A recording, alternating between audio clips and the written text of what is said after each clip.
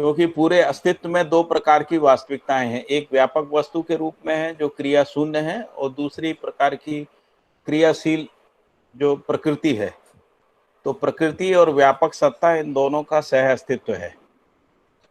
जो प्रकृति है उसको हम लोग परमाणु अंश से लेके यदि शुरू करें तो परमाणु से ग्रह गोल नक्षत्र तारा मंडल तक, है ना, जितनी भी क्रियाशील इकाइयां हैं या रचनाएं हैं, उन सबको सम्मिलित रूप से प्रकृति कह रहे हैं। और इस प्रकृति में जड़ और चैतन्य दो प्रकार की प्रकृतियां हैं। तो यहाँ कह रहे हैं कि जो नित्य सत्य शुद्ध बुद्ध परमात्मा रूपी व्यापक सत्ता में संप्रक्त, और यहाँ संप्रक्त का अर्थ हम लोगों ने पढ़ा था और इसमें परिभाषा भी लिखी है, सत्ता में डूबा भीगा घिरा हुआ जड़ चैतन्य प्रकृति, जिसको संप्रक्त शब्द का जिसका अर्थ है, यानी जो भी प्रकृति है वो व्यापक वस्तु में डूबी है, उसमें भीगी हुई है, उससे घिरी हुई है। भीगी हुई है इसको कैसे पहचानते हैं? तो ऊर्जा संपन्नता के रूप में भीगा हुआ पहचानने में आता है।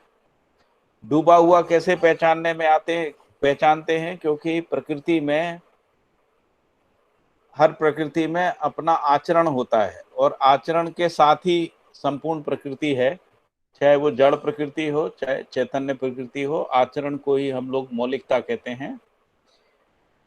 तो डूबा हुआ का मतलब है अपने आचरण में डूबा हुआ है, जिसको हम लोग नियम नियंत्रण संतुलन न्याय धर्म सत्य के रूप में आचरण को पहचानते हैं जड़ चैतन्यात्मक प्रकृति में। और घिरा हुआ का मतलब है प्रकृति में नियंत्रण है, संतुलन है। इस तरीके से हम प्रकृति के जो व्यापक वस्तु से घिरी हुई प्रकृति को पहचानते हैं। तो घिरी हुए का मतलब है कि व्यापक वस्तु में जो प्रकृति है उस व्यापक वस्तु से घिरी हुई है। जैसे हम आकाशगंगा को देखते हैं या हम चंद्रमा को देखते हैं, तो चंद्रमा व्यापक वस्तु से घिरा हुआ दिखता है। और यदि आकाशगंगा को देखते हैं तो हमारी पृथ्वी जो है वो आकाशगंगा से देखेंगे तो व्यापक वस्तु में डूबी हुई दिखेगी, है ना। या हम आकाशगंगा को देखते हैं तो ऐसा लगता है आकाश में पूरी आकाशगंगा डूबी हुई है। और भीगी हुई का मतलब उसमें निरंतर क्रियाशीलता है, ऊर्जा संपन्नता। इस अर्थ में जो है ऊर्जा संपन्नता को पहचानते। तो वापस पहले सूत्र पे आते हैं, उसमें नित्य सत्य शुद्ध बुद्ध परमात्मा रूपी व्यापक सत्ता में संप्रक्त जड़ चैतन्य प्रकृति को अनुभव पूर्वक स्मरण करते हुए मानव व्यवहार दर्शन का विश्लेषण करता हूं, जिसमें नित्य का परिभाषा दिया है, सदा सदा एक सा विद्यमान। सत्य के बारे में परिभाषा दिया है, सदा सदा एक सा भासमान और अनुभव गम्य।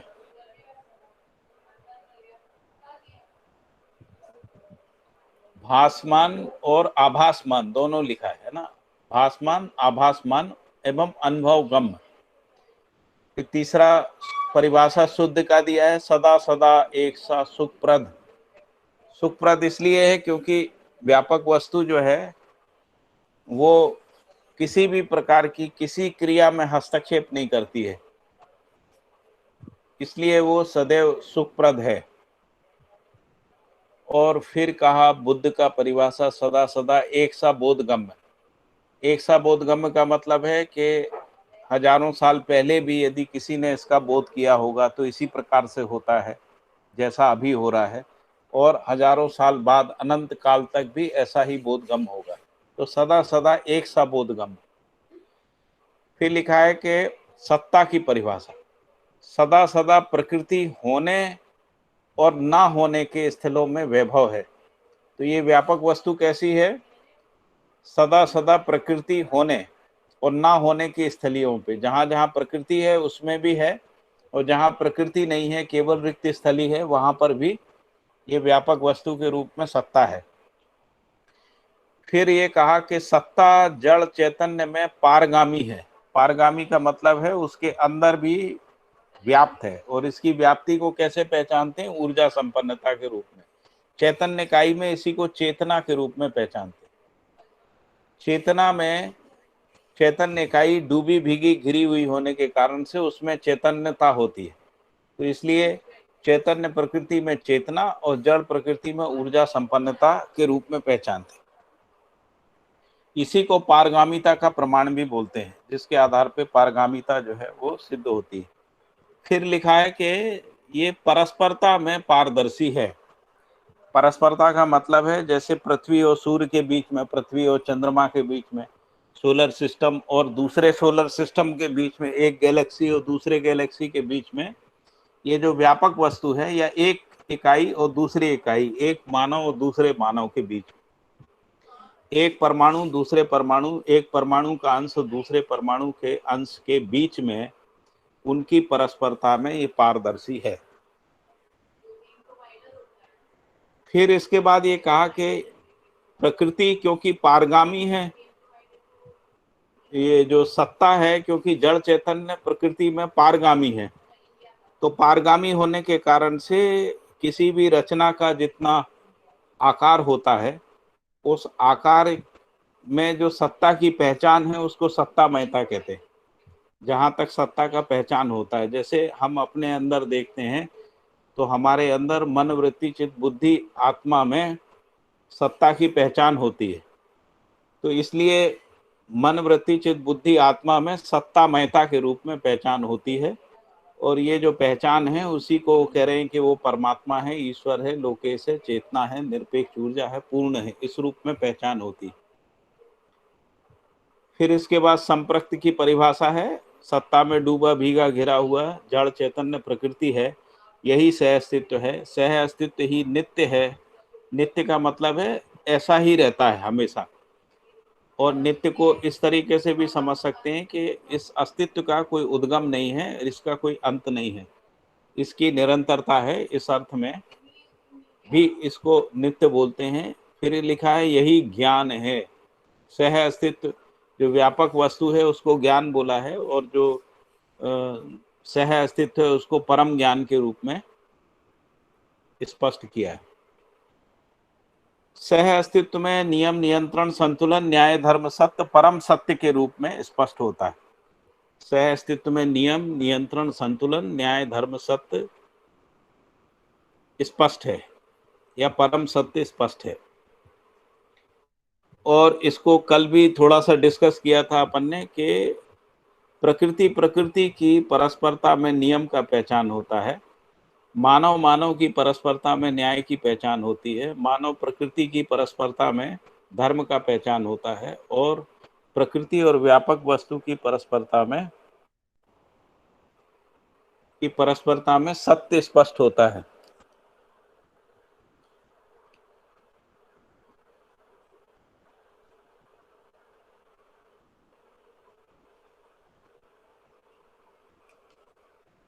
तुम बोलना।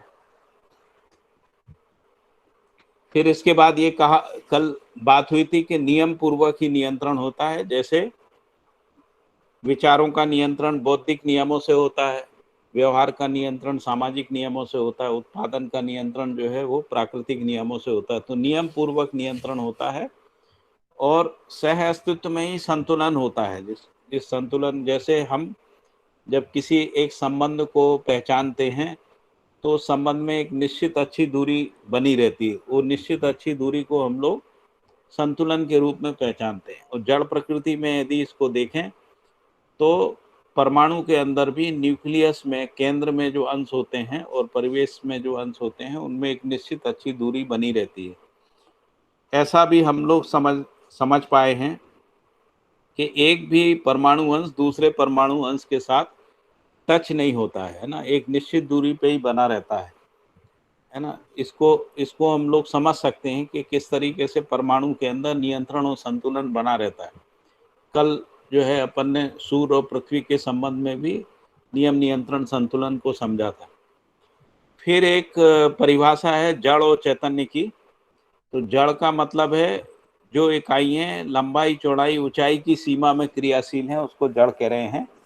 और चैतन्य का मतलब है ऐसी इकाइयाँ जो लंबाई, चौड़ाई, ऊंचाई की सीमा से अधिक स्थली में पुंजाकार रूप में क्रियाशील हैं, यही स्थली का तात्पर्य सत्तामयता है।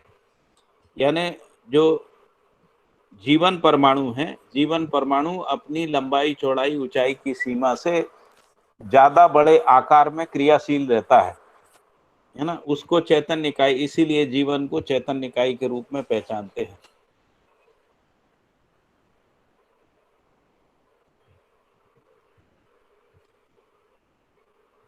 फिर इसके बाद कहा कि वो जो ज्यादा ज्यादा जो स्थली में क्रियाशील रहता है, वहां तक जो सत्ता की पहचान है उसको सत्तामयता के रूप में पहचानते हैं।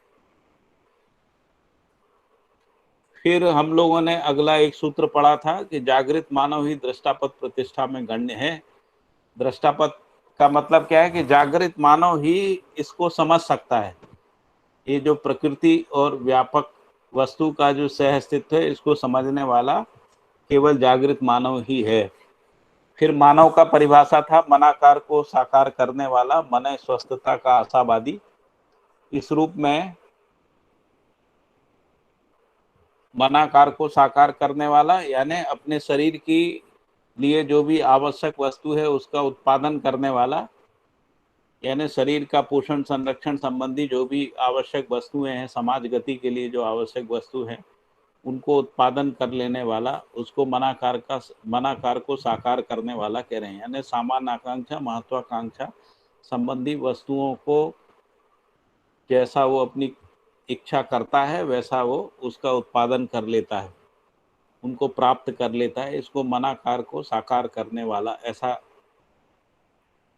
और दूसरा बोला है कि मानव मन स्वस्थता का आशावादी है, क्योंकि हर मानव जो है सुख शांति संतोष आनंद चाहता है। हर मानव विश्वास सम्मान प्रेम स्नेह में जीना चाहता है। हर मानव जो है वो समाधान समृद्धि अभय सहस्तित्व के साथ जीना चाहता है। इसमें जीना ही मन स्वस्थता का प्रमाण है। अभी मन स्वस्थता के आशावादी के रूप में मानव का पहचान है। और फिर जब मन स्वस्थता हो जाती है तो उसको प्रमाणित करने वाला भी मानव है। तो तीन बातें इसमें आ गई, एक है मनाकार को साकार करने वाला, दूसरा मन स्वस्थता का आशावादी, और तीसरा है जो मन स्वस्थता है उसको प्रमाणित करने वाला, जो मनाकार है उसको प्रमाणित करने वाला।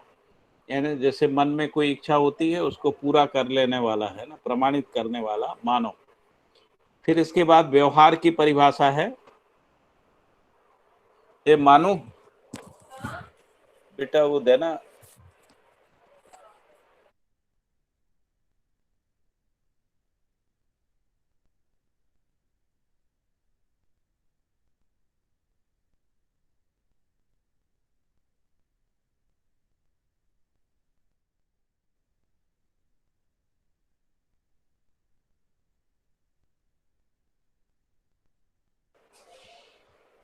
1 मिनट बस।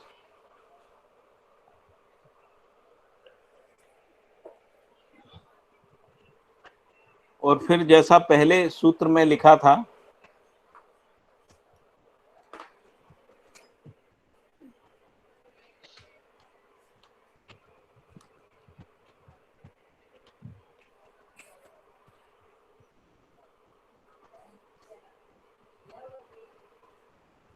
कि मानव व्यवहार दर्शन का विश्लेषण करता हूं, ऐसा लिखा हुआ था। तो यहाँ पर फिर व्यवहार को उन्होंने परिभाषित किया है। मानव का परिभाषा हो गया। फिर व्यवहार का परिभाषा है एक से अधिक मानव एकत्र होने के लिए अथवा होने में जो श्रम नियोजन है उससे व्यवहार की संज्ञा है।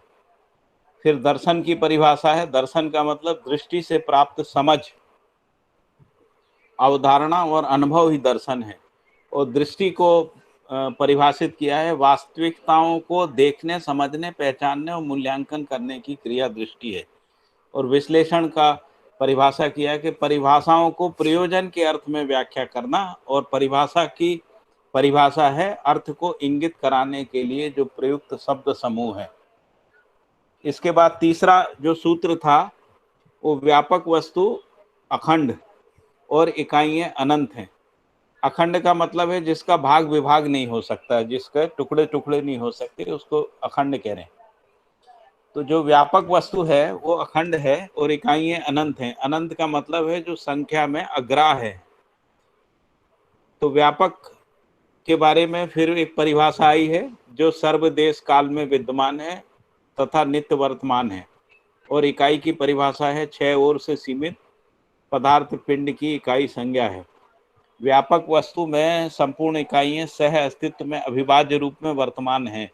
फिर अनंत की परिभाषा है संख्या में अग्राह्य क्रिया ही अनंत है, मतलब जिसको मानव गिनने में असमर्थ है या गिनने की आवश्यकता नहीं बनती है या मानव की गणना की कल्पना समाप्त हो जाती है, वो वस्तु बची रहती है, इसको अनंत कह रहे हैं। फिर इसके बाद अगला सूत्र था, शायद हम लोगों ने ये भी पढ़ लिया था, व्यापक सत्ता अथवा परमात्मा जागृत मानव में से के लिए व्यवहार काल में नियम के रूप में, विचार काल में समाधान के रूप में, अनुभव काल में आनंद के रूप में और आचरण काल में न्याय के रूप में प्राप्त है। इसका मतलब है कि ये जो व्यापक की जो लाक्षणिकता है उसी प्रकार से नियम, समाधान, आनंद और न्याय की भी लाक्षणिकता है, क्योंकि नियम जो है वो उसकी व्यापकता सिद्ध होती है, समाधान की व्यापकता सिद्ध होती है, अनुभव काल में आनंद की व्यापकता सिद्ध होती है, आचरण काल में न्याय की व्यापकता सिद्ध होती है। और नियम, न्याय, धर्म आदि जो वास्तविकताएं हैं, नियम, न्याय, समाधान जैसी वास्तविकताएं हैं, इनका कोई मात्रात्मक स्वरूप नहीं होता है, तो इसलिए भी इनका व्यापक होना सिद्ध होता है। तो इसीलिए वो कह रहे हैं कि जागृत मानव में से के लिए व्यवहार काल में नियम के रूप में है, कार्य और व्यवहार काल में, क्योंकि कार्य में प्राकृतिक नियम और व्यवहार में सामाजिक बौद्धिक नियम के रूप में, विचार काल में समाधान के रूप में और अनुभव काल में आनंद के रूप में, आचरण काल में न्याय के रूप में प्राप्त है, क्योंकि सत्ता में संपूर्ण प्रकृति संप्रक्त अविभाज्य रूप में विद्यमान है, यही सह अस्तित्व है। फिर काल की परिभाषा है, क्रिया की अवधि ही काल है, और नियम की परिभाषा है आचरण और क्रिया की नियंत्रण पृष्ठभूमि ही नियम है। तो क्रिया की अवधि काल है, इसकी कल बात हुई थी। नियम आचरण और क्रिया की नियंत्रण पृष्ठभूमि के रूप में नियम का पहचान होता है, इस पे भी कल बात करी थी। समाधान की परिभाषा दी है, क्यों और कैसे की पूर्ति ही समाधान है, और आनंद है सह अस्तित्व रूपी परम सत्यानुभूति ही आनंद है। न्याय की परिभाषा है परस्परता में मानवीयतापूर्ण व्यवहार ही न्याय है। फिर इसके बाद ये कहा कि मानवीयतापूर्ण व्यवहार क्या है, तो उन्होंने कहा धीरता, वीरता, उदारता, दया, कृपा, करुणा पूर्ण जो स्वभाव है उसको मानवीयतापूर्ण व्यवहार का एक भाग कह रहे हैं। दूसरा भाग कह रहे हैं न्याय, धर्म, सत्यता, पूर्ण दृष्टि, और तीसरा भाग कह रहे हैं वित्तेषणा, पुत्रेषणा, लोकेषणात्मक प्रवृत्ति। तो मानवीयतापूर्ण आचरण में स्वभाव, दृष्टि और प्रवृत्ति के आधार पे मानवीयतापूर्ण आचरण की व्याख्या की है। धीरता, वीरता, उदारता, दया, कृपा, करुणा, पूर्ण स्वभाव, न्याय, धर्म, सत्य, पूर्ण दृष्टि और वित्तेषणा, पुत्रेषणा, लोकेषणात्मक प्रवृत्ति से युक्त व्यवहार ही मानवीयतापूर्ण व्यवहार है। अस्तित्व में से के लिए पहचानने, जानने, पहचानने और अनुभव करने का प्रयास व अध्ययन मानव करता रहा और करता रहेगा। तो मानवीयतापूर्ण आचरण के बारे में ही बात चल रही है कि अस्तित्व में से के लिए जानने, पहचानने और अनुभव करने का प्रयास व अध्ययन मानव करता रहा है और करता रहेगा।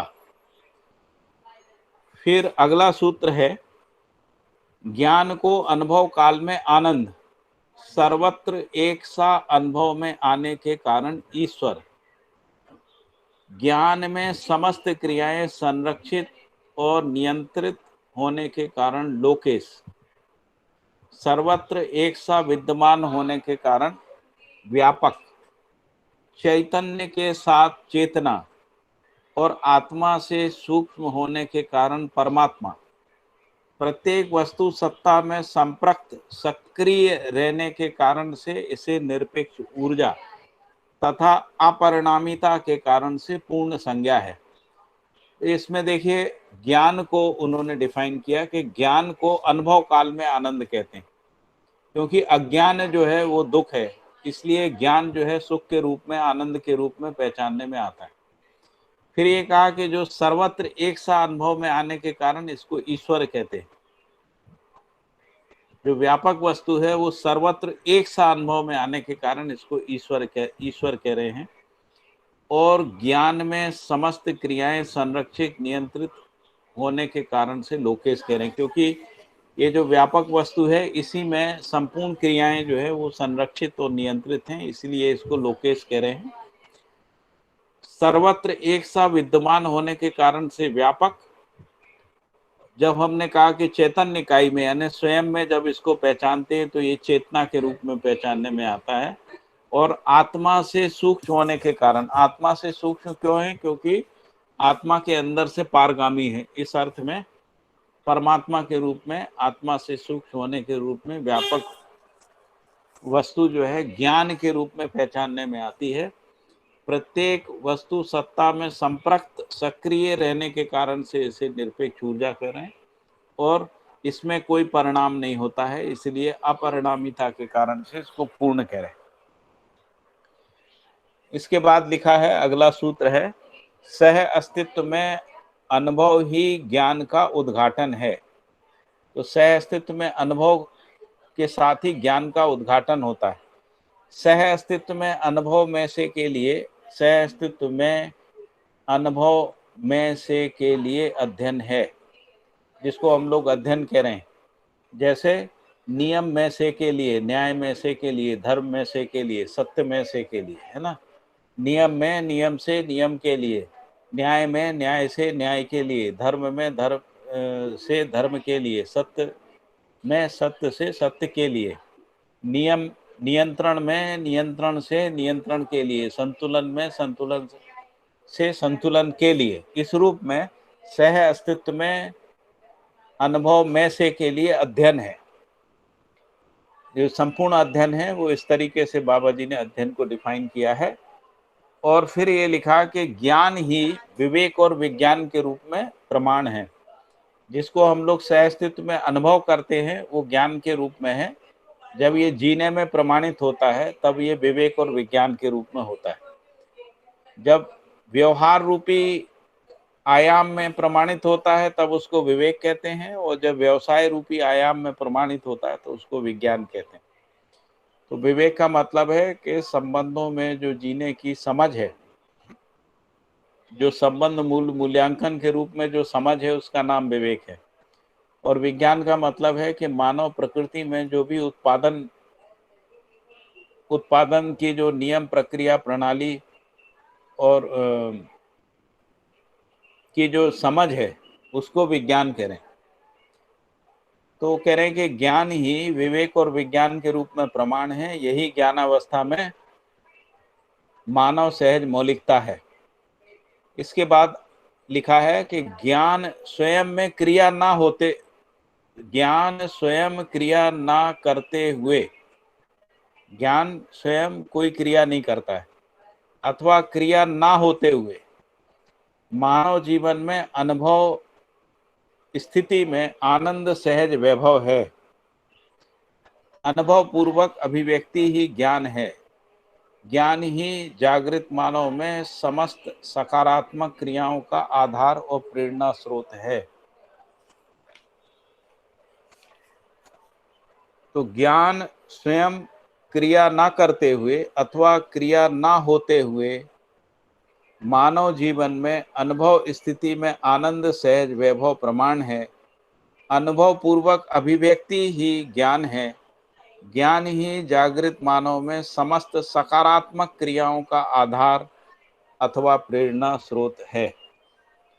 फिर अंतिम सूत्र है अध्याय 1 का, ज्ञान ही व्यापक सत्ता है, इसकी ही शून्य संज्ञा है। ज्ञान ही व्यापक सत्ता है, इसकी ही शून्य संज्ञा है। और इसकी व्याख्या में लिखा है, क्रियाहीनता की स्थिति ही शून्य संज्ञा है तथा ज्ञान स्वयं क्रिया ना करते हुए अथवा क्रिया ना होते हुए भी समस्त क्रियाओं का आधार और शून्य दोनों एक ही सिद्ध होते हैं। तथा इसमें अवस्थित होने से ही क्रिया के लिए प्रेरणा प्राप्त है। ज्ञान अथवा शून्य से रिक्त मुक्त इकाई नहीं है। जैसे यदि मानव में अज्ञान है तो मानव में जो व्यवहार कार्य के रूप में क्रिया है उसके लिए प्रेरणा प्राप्त नहीं होती। और यदि मानव में विवेक और विज्ञान के रूप में ज्ञान है तब मानव में कार्य और व्यवहार करने के लिए प्रेरणा प्राप्त होती है। इस रूप में उसकी अवस्थिति को अपने स्वयं में पहचाना जा सकता है। और फिर ये लिखा है, लास्ट जो लिखा है, ज्ञान अथवा शून्य से रिक्त मुक्त कोई इकाई नहीं है, सर्व शुभ हो। इस तरीके से पहला अध्याय हो गया। अब इसमें कोई प्रश्न हो तो हम लोग चर्चा कर सकते हैं।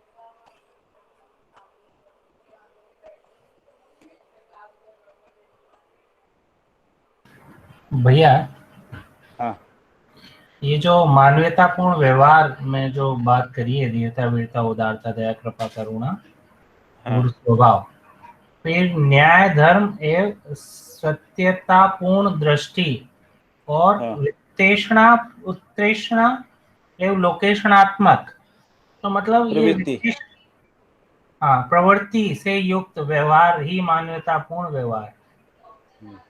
तो भैया ये वित्तेषणा पुत्तेषणा एवं लोकेशनात्मक, तो ये इसको कैसे देखेंगे भैया?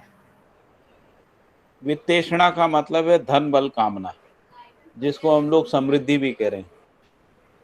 उत्तरेषणा का मतलब है जन बल कामना। जन बल कामना का मतलब होता है कि जो हम संबंध बनाते हैं ना जी, मानव में संबंध की निरंतरता है। तो जो जितने भी जिनको हम पुत्रवत मानते हैं, है ना, जिनको हम अपने जैसा बना पाते हैं, है ना, उसी को कह रहे हैं पुत्रेषणा जागृत मानव में। और यदि अजागृत मानव है तो वो शरीर के रूप में पुत्रेषणा होती है। मतलब हर मानव के अंदर मेरी कोई संतान हो ऐसी कामना रहती है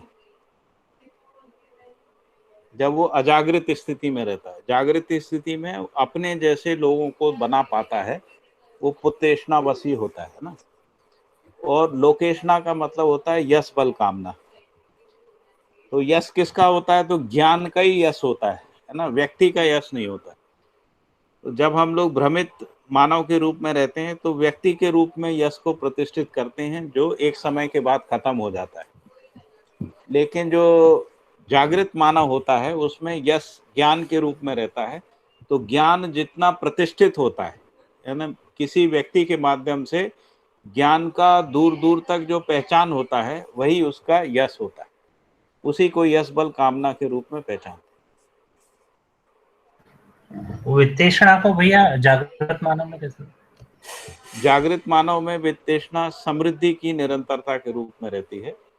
और जो भ्रमित मानव है उसमें वित्तेषणा जो है संग्रह के रूप में रहती है।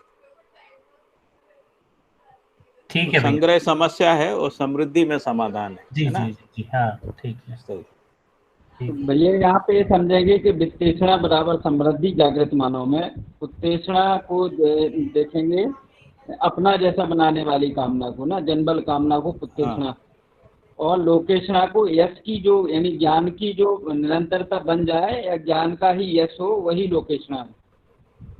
हाँ हाँ, मतलब जागृत मानव का जो पहचान होता है ना जी, उसका पहचान उसके शरीर के रूप में नहीं रहता, उसका पहचान उसके ज्ञान की प्रतिष्ठा के रूप में रहता है। तो जी, उसका जो ज्ञान जहां जहां तक फैला रहता है वही उसकी लोकेशनात्मक प्रवृत्ति को बताता है ना। जी, इसी को यश बल कामना के रूप में कह रहे हैं। और जी, पुत्तेषणा का भी मतलब यही है, जैसे हर मानव जो है ना ये चाहता है कि उसका संतान हो, यानी वो अपने को मल्टीप्लाई करना चाहता है। तो जी, जागृत मानव में मल्टीप्लिकेशन जो है वो समझदारी के रूप में होता है। हम अपने जी, जैसा किसी को बना पाते हैं वही उसका मल्टीप्लिकेशन है ना। उसी को जी, पुत्तेषणा कह रहे हैं, वो जन बल कामना के रूप में रहता है।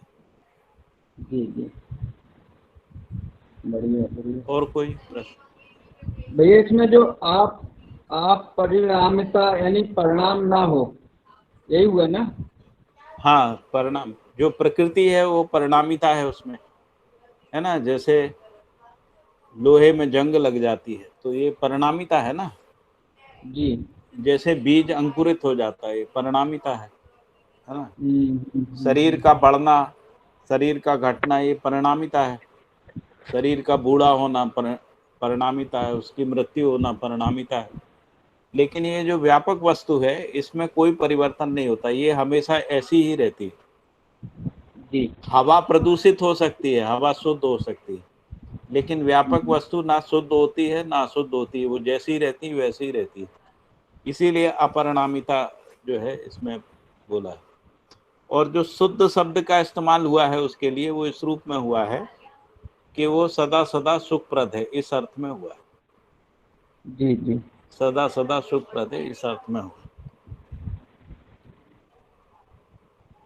ठीक भैया।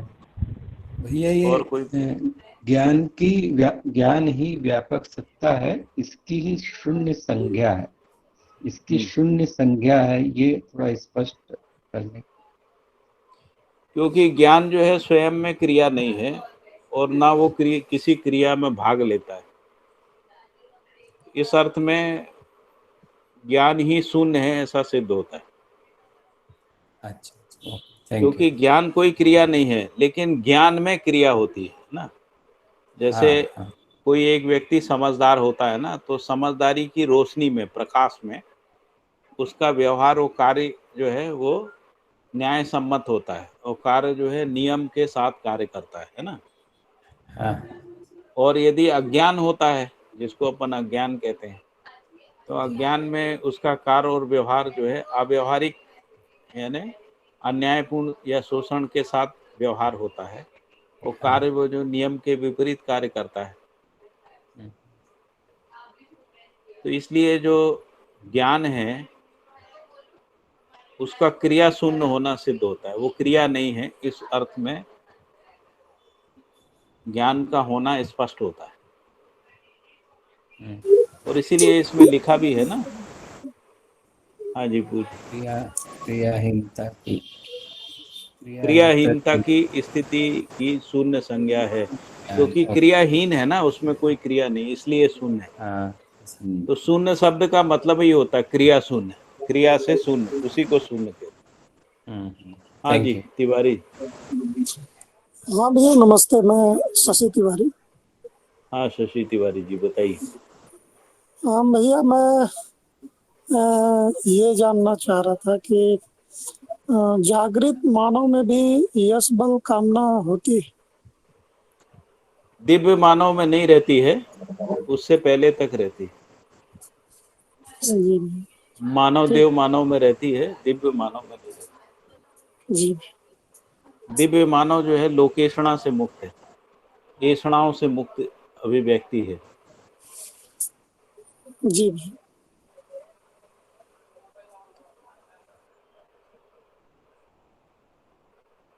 और कोई प्रश्न?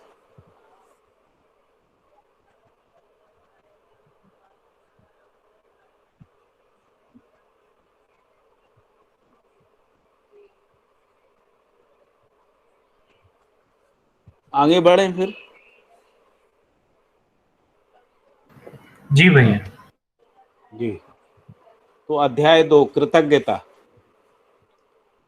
तो बाबा जी कह रहे हैं कि मैं कृतज्ञता पूर्वक उन सुपथ प्रदर्शकों की वंदना करता हूं जिनसे यथार्थता के स्रोत आज भी जीवित हैं। इसमें दो बातें हैं। एक तो वो कह रहे हैं कि यथार्थता के स्रोत आज भी जीवित हैं, उनके प्रति वो कृतज्ञता व्यक्त कर रहे हैं। और न केवल कृतज्ञता व्यक्त कर रहे हैं, वो कह रहे हैं कि मैं कृतज्ञता पूर्वक उन सुपथ प्रदर्शकों की वंदना करता हूं। ऐसा वंदना शब्द का उपयोग कर रहे हैं ना, जिनसे यथार्थता के स्रोत आज भी जीवित हैं। फिर कृतज्ञता का परिभाषा दिया उन्होंने, उन्नति और जागृति के लिए प्रेरणा और सहायता की स्वीकृति। यानी मेरे उन्नति और जागृति में किसी ने प्रेरणा दी है, सहायता की, उसकी स्वीकृति। मेरे परिवार की उन्नति और जागृति में किसी ने सहायता की है, प्रेरणा दी है, उसकी स्वीकृति है ना, या मानव समाज की उन्नति और जागृति के लिए किसी ने प्रेरणा दी है और सहायता की है, उस रूप में स्वीकृति है ना। क्योंकि मानव जाति में ऐसा कोई नहीं है जिसके विकास और जागृति में, यानी उन्नति और जागृति में किसी दूसरे का सहयोग ना हो। जैसे भ्रमित मानव परंपरा में भी देखते हैं तो हमारा जो खाद्यान्न है वो कोई दूसरे व्यक्ति पैदा करते हैं। कोई फल करता है, कोई सब्जी बनाता है, कोई दूध पैदा करता है, कोई कपड़े बनाता है। ऐसे बहुत सारे लोगों के सम्मिलित श्रम से हमको जो हमारी आवश्यक वस्तुएं हैं वो हमको उपलब्ध होती हैं। इसी तरीके से हमारे बच्चों के लिए कोई शिक्षा देता है, कोई स्वास्थ्य की व्यवस्था करता है, कोई सुरक्षा की व्यवस्था करता है। इसलिए मानव जाति में कोई भी ऐसा नहीं है जो ये कहे कि उसकी उन्नति और जागृति में किसी ने कोई सहायता नहीं की। तो इसीलिए कृतज्ञता को पहचानने की आवश्यकता है। फिर इसके बाद लिखा है सुपथ। सुपथ का क्या मतलब है?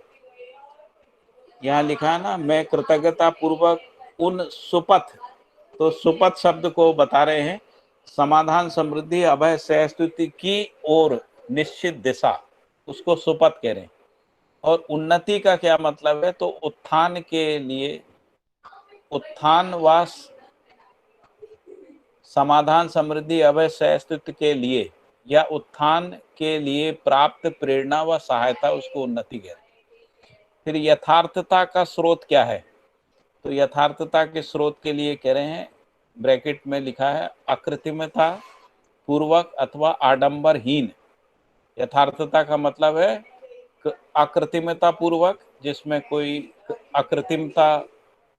कृत्रिमता नहीं है ना, और आडंबरहीन, वास्तविकता पूर्ण ढंग से की गई अभिव्यक्ति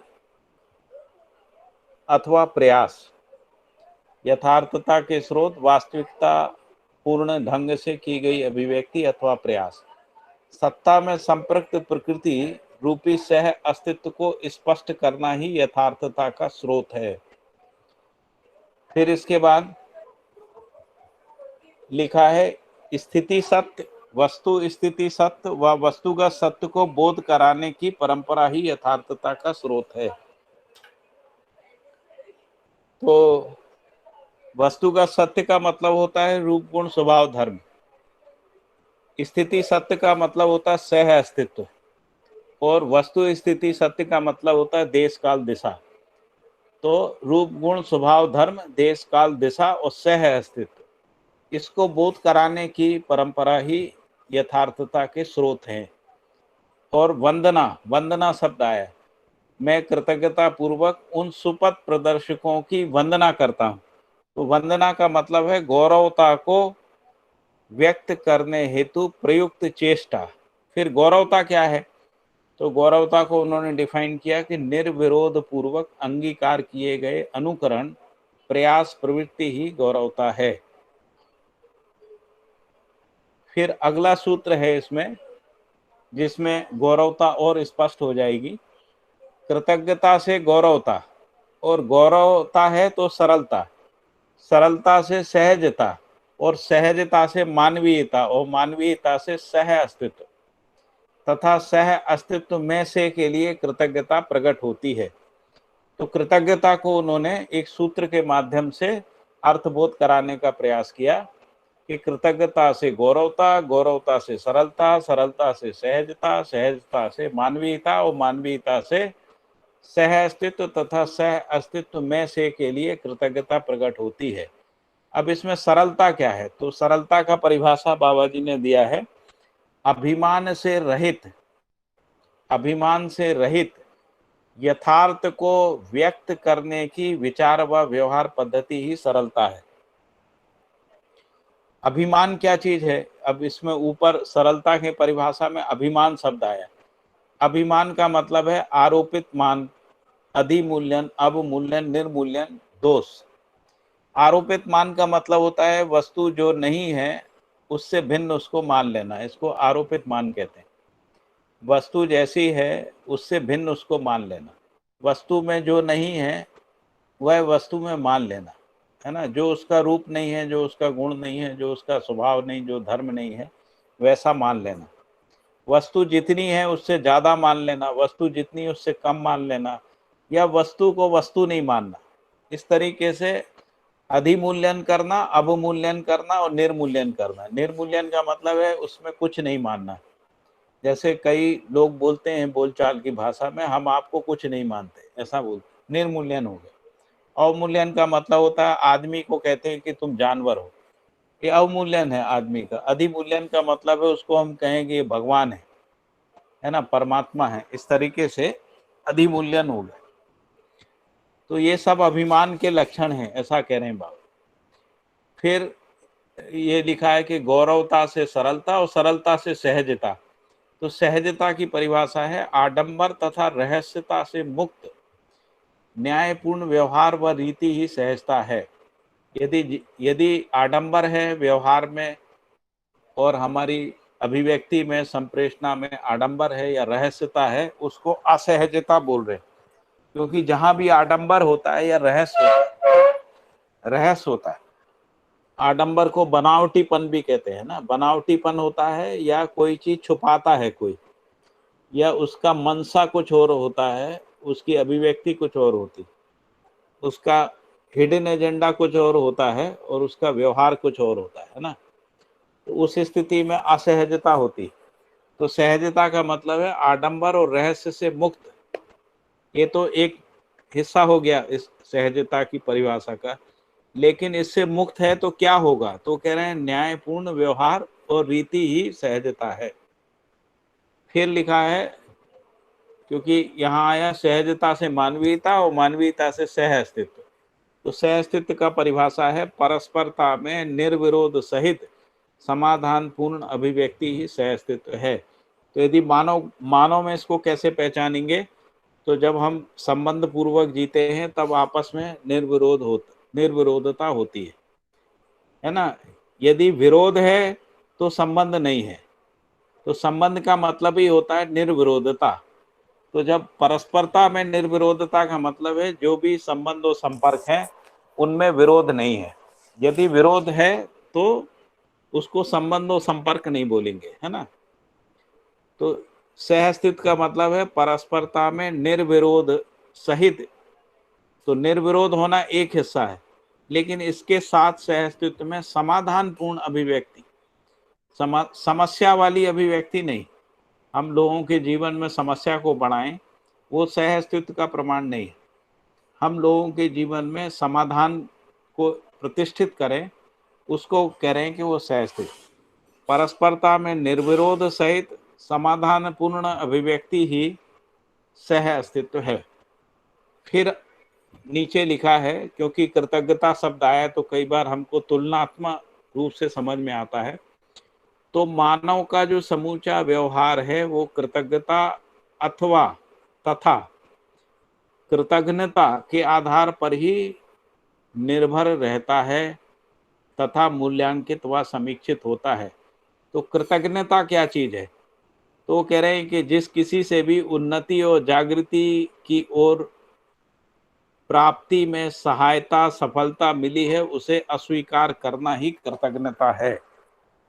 अभी आमतौर पे हम लोग परिवारों में ऐसे ही देखते हैं कि आपने हमारे लिए किया क्या है, समाज ने हमारे लिए क्या किया है, देश ने हमारे लिए क्या किया है, मानव जाति ने हमारे लिए समस्याएं बना दी। इस तरीके से कृतज्ञता की अभिव्यक्ति होती है।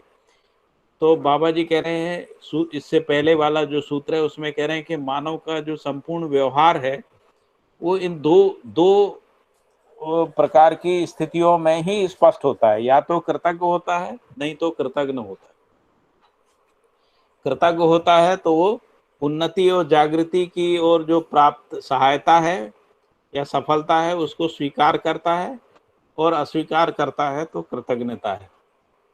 तो हमने इसकी परिभाषा पढ़ी थी कृतज्ञता की, उन्नति और जागृति के लिए प्रेरणा और सहायता की स्वीकृति कृतज्ञता है, और इसकी अस्वीकृति जो है वो कृतज्ञता है। और वो बोल रहे हैं कि इन दोनों में ही मानव का संपूर्ण व्यवहार है।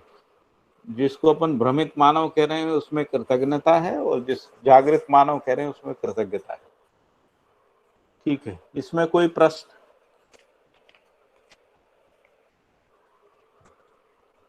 हेलो। जी जी हाँ भैया, बोलिए। मुझे पूछना था कि ये न्याय धर्म सत्य की दृष्टि जो है हम अपने में डेवलप कैसे कर सकते हैं? हाँ अध्ययन करने तो से सिर्फ हाँ। न्याय का मतलब क्या है? न्याय का मतलब है संबंध। न्याय कहाँ पहचानने में आता है? अपने में नहीं पहचानने में आता। हाँ, न्याय पहचानने में आता है संबंध में, यानी परस्परता में। परस्परता में। तो जिनके साथ हमारी संबंध की स्वीकृति होती है, यदि उसमें विश्वास है, सम्मान है, प्रेम है, स्नेह है, तो न्याय है। यदि विश्वास नहीं है ना, प्रेम नहीं है, स्नेह नहीं है, तो अन्याय है, तो न्याय नहीं है ना। हम्म। तो इसलिए ये स्वयं में पहचानने में नहीं आता। स्वयं में पहचानने की चीज समाधान है, स्वयं में पहचानने की चीज न्याय नहीं है। न्याय परस्परता में, संबंध में पहचानने में आता ये बेसिकली ये बात है। आती है कि जब जीवन ज्ञान की, तो उसमें ये था कि जो हमारी दृष्टि अभी प्रिय हित लाभ की है, तो उसके बदले में अगर जब हमारी दृष्टि न्याय धर्म सत्य की हो जाएगी, हाँ तो ही जीवन ज्ञान मतलब एक तरीके से होगा। तो वो न्याय धर्म सत्य की दृष्टि में चेंज होना, दृष्टि चेंज होना, मतलब जैसे अब आपने बताया कि न्याय परस्परता में है, तो हम्म आप वो तो हर संबंध में है, तो आप मान लीजिए आपके साथ 100 संबंध हैं। 100 संबंध मतलब 100 हम्म संबंधी, नॉट 100 संबंध, संबंध तो साथ ही है। मतलब हम्म आपके साथ जितने भी लोग कनेक्टेड हैं आपके साथ, तो आप हर एक के हम्म। साथ अपना ये देखेंगे कि मेरा मतलब मैं न्यायपूर्ण व्यवहार कर रहा हूँ कि नहीं कर रहा हूँ, ऐसे। हाँ और क्या, वही तो है न्याय को देखना। अभी हम लोग न्याय को नहीं देखते, हम तो रूप हो पद सकता है बल धन कि को देखते हैं, हाँ, ये तो हम जो ऐसा भी शरीर तो सापेक्ष है हाँ। तो उसको एक देखते एक हैं के ना। साथ हमारा व्यवहार न्यायपूर्ण हुआ और दूसरे के साथ नहीं हुआ, तो फिर न्याय तो न्याय, फिर हम दृष्टि न्याय की तो नहीं हुई। नहीं, या तो हाँ। न्याय का व्यवहार होता है, नहीं तो न्याय का व्यवहार नहीं होता। हाँ, तो एक के अब साथ तो होता है, दूसरे के साथ होता है, ऐसा नहीं होता। ऐसा नहीं होता, सबके नहीं साथ होगा ऐसा, फिर। यदि आपके पास संबंध का समझ है तो सबके साथ होगा, नहीं समझ है तो सबके साथ नहीं होगा, किसी के साथ नहीं होगा। ऐसा नहीं अच्छा। होता है कि हम एक संबंध में न्याय करें और दूसरे संबंध में अन्याय करें, ऐसा होता ही नहीं। तो वो अच्छा। जो हम एक संबंध में न्याय कर रहे होते हैं, वो भी फिर मोह होता है, जिसको मोह कहते हैं ना। अच्छा। वो जो षड विकार में मोह है ना, हम्म। संकीर्णता पे मुग्ध हो जाना, मतलब हम किसी एक संबंध में मुग्ध हो जाते हैं और उसके साथ रहते हैं, वो उसको न्याय करे, वो न्याय नहीं है ना। और प्रिय का मतलब होता है जो हमारी प्रिय हित लाभ की जो दृष्टि होती है, तीनों मिला के शरीर सापेक्ष होती। हाँ प्रिय का हाँ। मतलब होता है इंद्रिय सुख सापेक्ष इंद्रिय। क्रिया को प्रिय कहते हैं। जो हाँ हाँ। इंद्रियों को जो प्रिय रुचिकर राज्य जितना लगता है। है, उसको हम्म। कहते हैं। हित का हम्म। मतलब होता है जो शरीर स्वास्थ्य वर्धन और पोषण क्रिया को जो है हित कह रहे हैं, हम्म। क्योंकि वो शरीर से जुड़ी हुई है ना, इसलिए। हम्म। और हम्म। लाभ का मतलब होता है कि श्रम से अधिक द्रव्य पाने की जो क्रिया है उसको लाभ कहते हैं। हम्म। कम देके ज्यादा पाने को लाभ कहते हैं, है ना। हम्म। इस तरीके से प्रीहित लाभ है ना। हम्म। और धर्म की दृष्टि? धर्म का मतलब होता है सर्वतोमुखी समाधान के रूप में धर्म। वैसे धर्म को सुख माना गया, मानव धर्म हाँ सुख। तो जो जो धर्म है उसको समाधान सापेक्ष, समाधान ही सुख है ना, ऐसा बोला है हाँ हाँ हाँ। दर्शन में, समाधान को सुख बोला है। तो हाँ, जब हम धर्म की बात करते हैं तब समाधान होता है, उसका मतलब समाधान होता है। तो सर्वतोमुखी समाधान जो समाधान। है वो एक संबंध से लेके अखंड समाज हम्म। तक जितने भी संबंध हैं, उन हम्म। सब संबंधों में समाधान को पहचानना, उसको सर्वतोमुखी समाधान कहते हैं। सर्वतोमुखी समाधान के रूप में ही धर्म होता है। और सत्य तो फिर वही था कि सह अस्तित्व को हाँ, अ, सत्य का मतलब है सह अस्तित्व सापेक्ष। सह अस्तित्व सापेक्ष का मतलब क्या होता है? जब हम स्वयं को परिवार के अविभाज्यता में देखते हैं और परिवार को समाज की अविभाज्यता में देखते हैं और समाज को अखंड समाज की अविभाज्यता में देखते हैं और मानव जाति को प्रकृति की अविभाज्यता में देखते हैं और प्रकृति को व्यापक की अविभाज्यता में देखते हैं, इसको कहते हैं सह अस्तित्व सापेक्ष। जब हम स्वयं को एक व्यक्ति माने रहते हैं तब हम सह अस्तित्व नहीं असह अस्तित्व में रहते हैं, है ना। तो इसलिए बाबा जी ने लिखा है कि व्यक्तिवाद ही सारी समस्याओं की जड़ में है, पूरी मानव जाति के, है ना, समस्या की जड़ में। क्योंकि व्यक्तिवाद में आदमी केवल अपने को एक व्यक्ति मानता है, उस संबंध को स्वीकारता नहीं है ना। जबकि संबंध पूर्वक ही न्याय स्पष्ट होता है, संबंध पूर्वक ही समझदारी स्पष्ट होती है, संबंध पूर्वक ही जीना होता है, अकेले में जीने की कोई परंपरा नहीं। इसीलिए बाबा जी ने लिखा है अभ्यास दर्शन में, अकेले में मानव का पहचान नहीं है, अकेले में कोई कार्यक्रम नहीं है, अकेले में मानव में कोई सार्थकता सिद्ध नहीं होती। इस तरीके के बहुत सारे कथन बाबा जी ने बोले हैं। तो जो सह अस्तित्व का मतलब होता है कि हर इकाई को उसकी जो दूसरी जो अवस्थाएं हैं उनके साथ संबंध में देखना। जैसे मैंने अभी आपको उदाहरण दिया कि हम अपने होने को जब परिवार मानव के रूप में पहचानते हैं तब सह अस्तित्व में है ना। जब परिवार मानव अपने को समाज मानव के रूप में पहचानता है, यानी ऐसा तो ऐसा समाज हर के व्यक्ति पहचानता नहीं है। ऐसा तो हमें लगता ही है कि हम भाई परिवार के साथ ही हैं, अदरवाइज हमारा अकेले का क्या अस्तित्व है, ऐसे तो लगता ही है। हाँ, तो लगना ये और होना, लगना यानी मतलब हमको लगता है, भास है उसका। अभी हमारे होने रहने में है क्या, उसको देखना पड़ेगा, है ना। यदि होने रहने में है तो फिर तो सुख ही सुख है, फिर तो कोई समस्या नहीं। नहीं, वो क्योंकि है ना। दुख तो इसलिए महसूस होता है ना, क्योंकि पूरा हम अखंड समाज तक जाना चाहते हैं, और जो कि ऐसा है नहीं, वो है नहीं हाँ, अखंड लेकिन समाज यदि वो तक। अखंड समाज तक हम नहीं भी जा पाते हैं, लेकिन यदि वो मानसिकता है हमारे अंदर, है ना, मानसिकता है, तो हम अखंड समाज के अर्थ में ही पूरे संसार को देखते हैं। हमारी स्वीकृति है, विरोध नहीं है ना। हमारी जो भी परिवार संबंध है उसमें भी स्वीकृति है, जो हमारे समाज संबंध है उसमें भी स्वीकृति है, और जो राष्ट्र और अंतर्राष्ट्र संबंध है उसमें भी स्वीकृति है, फिर विरोध नहीं है। यदि सह अस्तित्व है तो विरोध नहीं है ना। इसीलिए बाबा जी ने लिखा ना कि निर्विरोधिता, ऐसा लिखा। सह अस्तित्व का परिभाषा में लिखा ना, परस्परता में निर्विरोधता। बताइए कि जितना भी हम अध्ययन कर रहे हैं, जितने भी बुक्स हैं, ये सब में सब जागृत मानव के व्यवहार को बता रही हैं, नहीं, सारी भ्रमित बुक्स। मानव के व्यवहार को भी बता रही, क्योंकि भ्रमित मानव के व्यवहार से ही जागृत मानव का व्यवहार हमको समझ में आता है। भ्रमित मानव के व्यवहार को तो नहीं, सारी क्योंकि बुक्स तो जो लिखी है हमारी जो जागृत। शुरू हाँ, हमारी जो शुरू में दृष्टि होती है ना, वो सापेक्ष हाँ, दृष्टि होती है। हम अभी कहाँ खड़े हैं, भ्रमित मानव के रूप में, भ्रमित मानव तो में, हाँ जी। हमारी जो दृष्टि है वो सापेक्ष दृष्टि है। तो जब तक हमारे सामने जागृत मानव का व्यवहार नहीं आता है, तब तक हम भ्रमित मानव का व्यवहार भी भ्रमित मानव का व्यवहार है ऐसा नहीं पहचानते। और इसीलिए जो भौतिकवाद है ना, वो तो जो भ्रमित आचरण है उसी को आचरण मानता है ना। वो कहता है ये सब जरूरी है, युद्ध भी जरूरी है, हिंसा जरूरी है।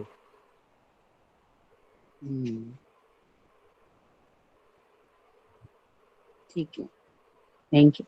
तो जब हम जागृत हो जाते हैं तब निरपेक्ष दृष्टि आती है। उसी को प्रतीति भी बोलते हैं। प्रतीति का मतलब है जब हम जो वृत्ति में तुलनात्मक होता, सापेक्ष दृष्टि होती वृत्ति में, जिसको अपन तुलन कह रहे हैं और विश्लेषण कह रहे हैं।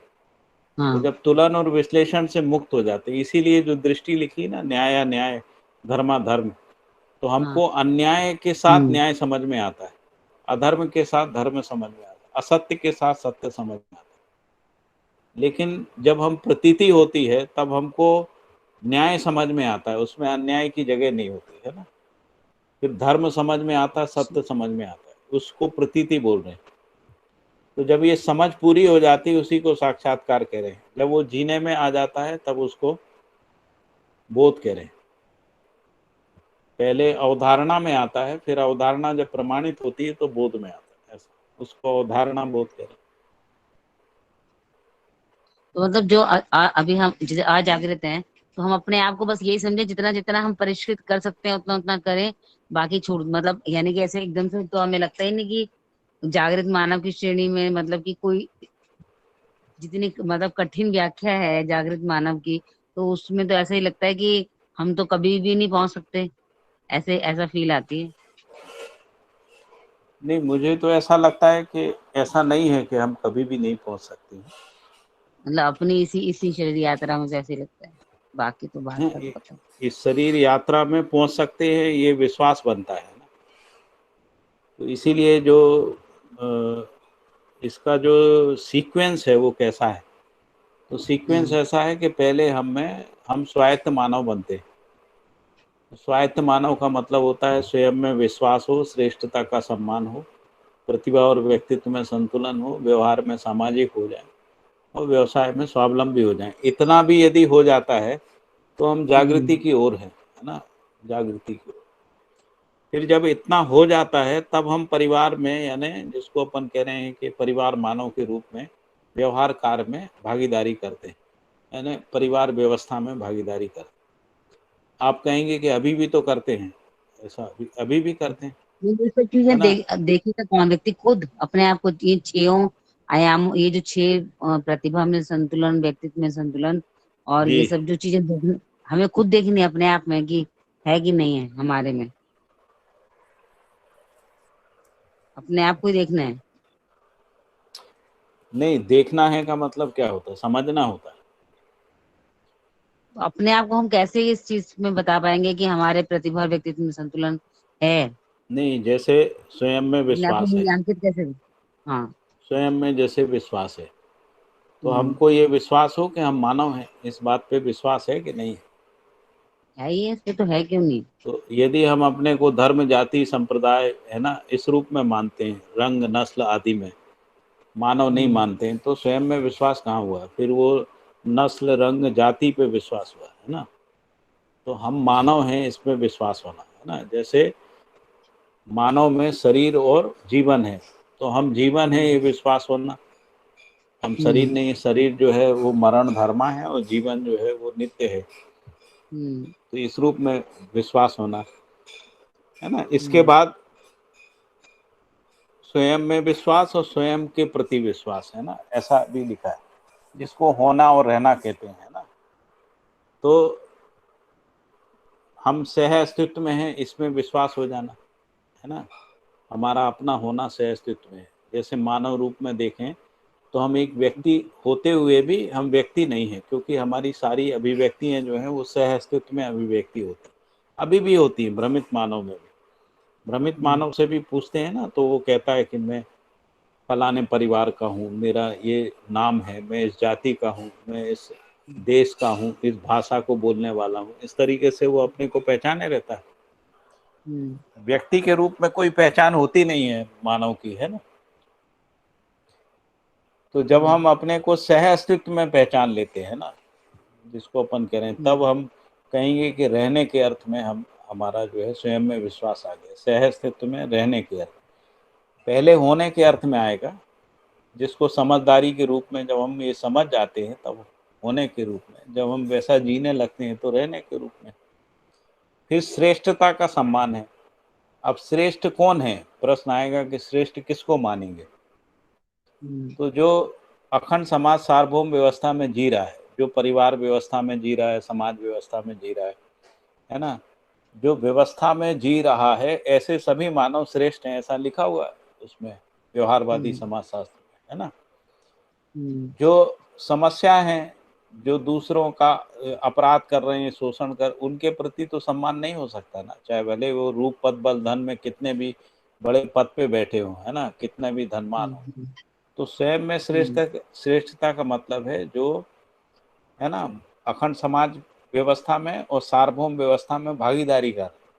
अब ये भागीदारी कैसे है, तो परिवार, समाज, राष्ट्र, अंतरराष्ट्र के रूप में, है ना, जिसको 5 स्थितियां बोल रहे हैं, व्यक्ति, परिवार, समाज, राष्ट्र, अंतरराष्ट्र। व्यक्ति परिवार व्यवस्था में भागीदारी करता है, परिवार समाज व्यवस्था में भागीदारी करता है, समाज राष्ट्र व्यवस्था में भागीदारी करता है, राष्ट्र अंतरराष्ट्रीय व्यवस्था में यदि ऐसा भागीदारी कर रहे हैं तभी वो श्रेष्ठ के रूप में पहचाने जाते हैं, उसको श्रेष्ठता का सम्मान करें।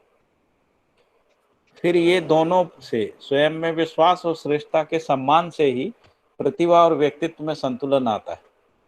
यदि हमारे अंदर श्रेष्ठता का सम्मान नहीं है तो व्यक्तित्व और प्रतिभा में संतुलन नहीं आएगा, है ना।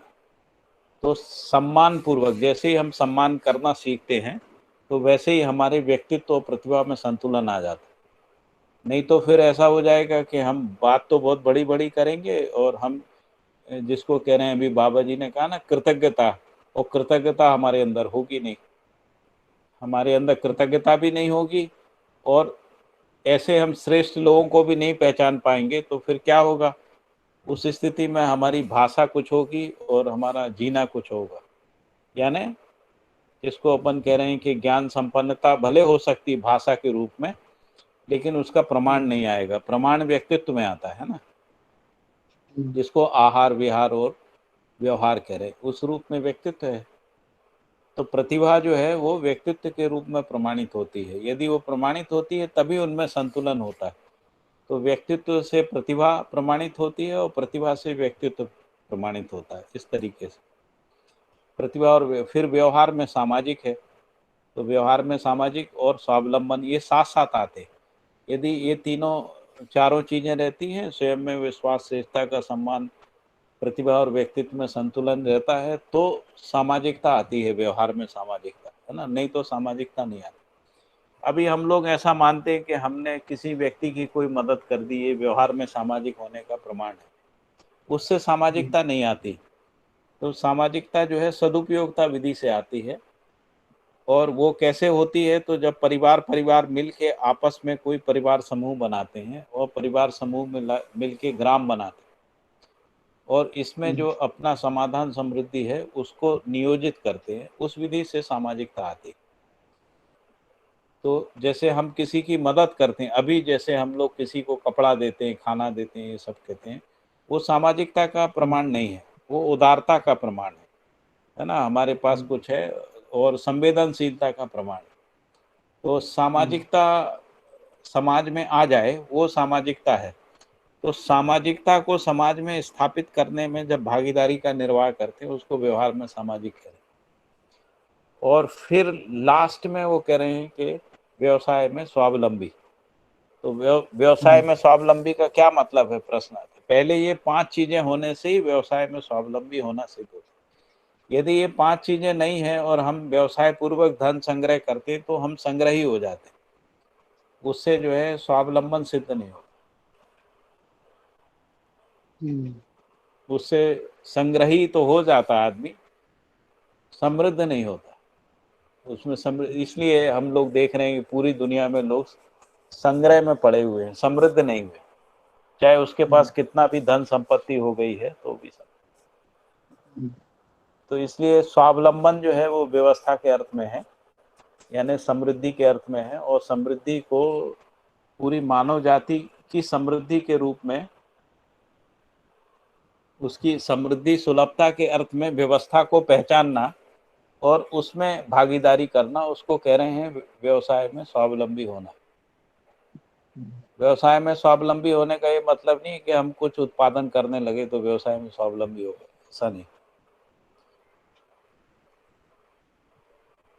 ठीक है, थोड़ा सा विषयांतर हुआ लेकिन शायद आप सबके के लिए उपयोगी रहा होगा।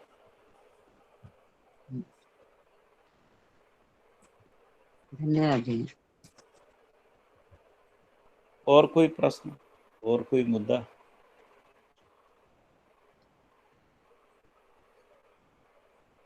आगे बढ़े थोड़ा सा। भैया जी मेरा एक प्रश्न है। बताइए। नमस्ते भैया जी। हाँ अमित जी बोलिए। प्रश्न ये है कि एक विरोधाभास सा होता है, क्योंकि स्पष्ट न हो रहा है कुछ। एक बात बाबा जी ने ये कही है कि यथार्थता के स्रोत जीवित है। हाँ, तो इस बात से थोड़ी स्पष्टता नहीं आ रही है, इसके कारण विरोधाभास सा पैदा हो रहा है। क्यों नहीं आ रही है? मैं समझ रहा हूँ, जैसे पहले ये जो सूत्र हैं ये पहले थे, जीवित थे, इसका मतलब कि पहले कोई जागृत परंपरा थी, ऐसा मुझे लग रहा है। और फिर एक तरफ बाबा जी कहते हैं कि समाधि बहुत बड़ा झूठ है। कहाँ बोला झूठ है बाबा जी? मतलब इस तरह का मुझे सूचना मिली या कहीं से भी आप मुझे गलत आई है नहीं, सूचना मिली तो होगी, लेकिन मतलब वांग्मय में कहीं लिखा नहीं। वांग्मय में एक भी जगह नहीं लिखा। वांग्मय में केवल इतना ही लिखा है कि समाधि में जो ज्ञान का प्रकटन होता है वो नहीं हुआ, ऐसा लिखा है। झूठ है ऐसा नहीं लिखा। दूसरा जी बात लिखा है कि समाधि में जी आशा विचार इच्छा जो है वो चुप हो जाते हैं, ये लिखा है। जी। तो कहीं भी हाँ, ये नहीं उनको ये लिखा है कि पता लगा समाधि। था उनके जो उन्होंने ये भी बुजुर्ग लिखा है जी कि जो समाधि के बारे में शास्त्रों जी में लिखा गया है, तो उन्होंने कहा समाधि होती है, ऐसा लिखा है। समाधि नहीं होती ऐसा भी नहीं लिखा। जी जी। तो अभी आपका प्रश्न क्या है? समाधि वाला तो छोड़िए आप। आपका प्रश्न है यथार्थता के स्रोत का क्या मतलब है ना? जी, इसका मतलब मैं ये समझ रहा हूँ कि पहले परंपरा में कहीं ऐसे सारी चीज जो ये उससे पहले भी कोई जागृत मानव रहा होगा या परंपरा हाँ रहेगी, मुझे कुछ ऐसा सूचना आ रही है। हाँ, तो परंपरा में क्या ऐसा था? जैसे बाबा जी ने चित्त की क्रियाओं में श्रुति शब्द को डिफाइन किया है, और उन्होंने कहा कि जी अस्तित्व में लय गति, सह अस्तित्व में लय गति तरंग बनी रहती। और ये जो लय गति तरंग है, यही जो है पदार्थावस्था में प्रकट होती ध्वनि के रूप में, जिसको हम लोग हारमोनियस साउंड कह रहे हैं ना, ध्वनि के रूप में। फिर यही जो है प्राणावस्था जी में ध्वनि के साथ कार्य संकेत के रूप में स्पष्ट होती। जीवावस्था में आके ध्वनि कार्य संकेत और उसके जी साथ नाद के रूप में आती है ना। तो ये जो जागृति का स्रोत है वो बना हुआ है ना सह अस्तित्व में, और फिर यही मानव में भाषा के रूप में रहती है। बाबा जी ने लिखा है कि हमको परंपरा से भाषा मिली, जी तो भाषा के रूप में यथार्थता का स्रोत बना हुआ है ना। यदि मान लीजिए भाषा नहीं होती, तो बाबा जी को जो अनुभव हुआ वो भी व्यक्त नहीं हो पाता ना। जी। अब है? बता ही नहीं पाते फिर, ऐसा कहा है उन्होंने बता ही भाई। नहीं पाते फिर अगर भाषा नहीं होती तो। हाँ, तो इसका मतलब है कि भाषा के रूप में कुछ यथार्थता का स्रोत था, उस भाषा में कुछ गड़बड़ी थी, उसको ठीक कर लिया। लेकिन भाषा पे हजारों साल काम हुआ जी ना, उस काम होने के कारण से ही जो जी अनुभव मूलक सूचना है वो अभिव्यक्त कर पाए, नहीं तो नहीं कर पाते। इसी श्रम में ही उनका 2 3 4 शरीर यात्राएं लग जाती है ना। वैसे ही यदि जी आप देखें तो यदि जंगल युग से देखें तो धीरे धीरे परिवार बनने की स्थिति हुई। फिर परिवार के बाद जो है एक आचार संहिताओं को पहचाना गया, और उसके बाद व्यवस्था को पहचाना गया। उसी को बाबा जी कह रहे हैं कि हर समुदाय में सभ्यता संस्कृति विधि व्यवस्था जो है वो रहती है। हर हर समुदाय की, जैसे हिंदुओं की सभ्यता संस्कृति विधि व्यवस्था रहती है। तो ये यथार्थता का स्रोत बना रहा ना सभ्यता संस्कृति विधि व्यवस्था के रूप में। ये समुदाय सीमा में रख फंस गया था, जी उसको निकाल के मानव की सीमा तक जोड़ दिया, कनेक्ट कर दिया।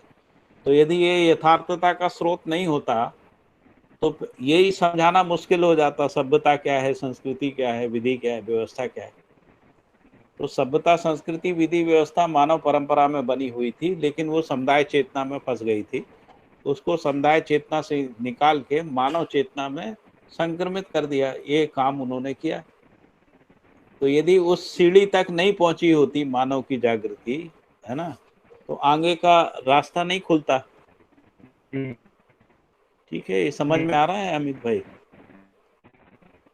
ऐसी जी बहुत सारी चीजें हैं, है ना। जी जी धन्यवाद। हाँ, बाबा जी ने ये भी लिखा है कि मुझसे पहले भी कई लोगों को अनुभव हुआ होगा, ऐसा लिखा है, अनुभव दर्शन में लिखा हुआ है। जी और उन्होंने ये भी लिखा है कि अनुभव होना बड़ी बात नहीं है, बड़ी बात यह है कि अनुभव जो है वो आचरण में प्रतिष्ठित हो जाना। अनुभव होने में ब्रह्म के साथ होने का अनुभव हो गया लोगों को, लेकिन जिसको ब्रह्म का निरूपण कहते हैं, जो आचरण में ही होता है, वो ब्रह्म का निरूपण नहीं हो पाया मानव परंपरा में। लेकिन अनुभव नाम की जो घटना थी वो तो हो चुकी पहले मानव में, है ना। तो अनुभव नाम की कोई चीज होती है, इसको बाबा जी ने पहचाना, जो परंपरा में बनी हुई थी, जिसको कह रहे हैं कि यथार्थता का स्रोत है। लेकिन ब्रह्म का निरूपण जो है भाषा में, ब्रह्म का निरूपण आचरण में, ब्रह्म का निरूपण व्यवस्था में नहीं हो पाया था। उसका मार्ग प्रशस्त किया उन्होंने कि ऐसा हो सकता है।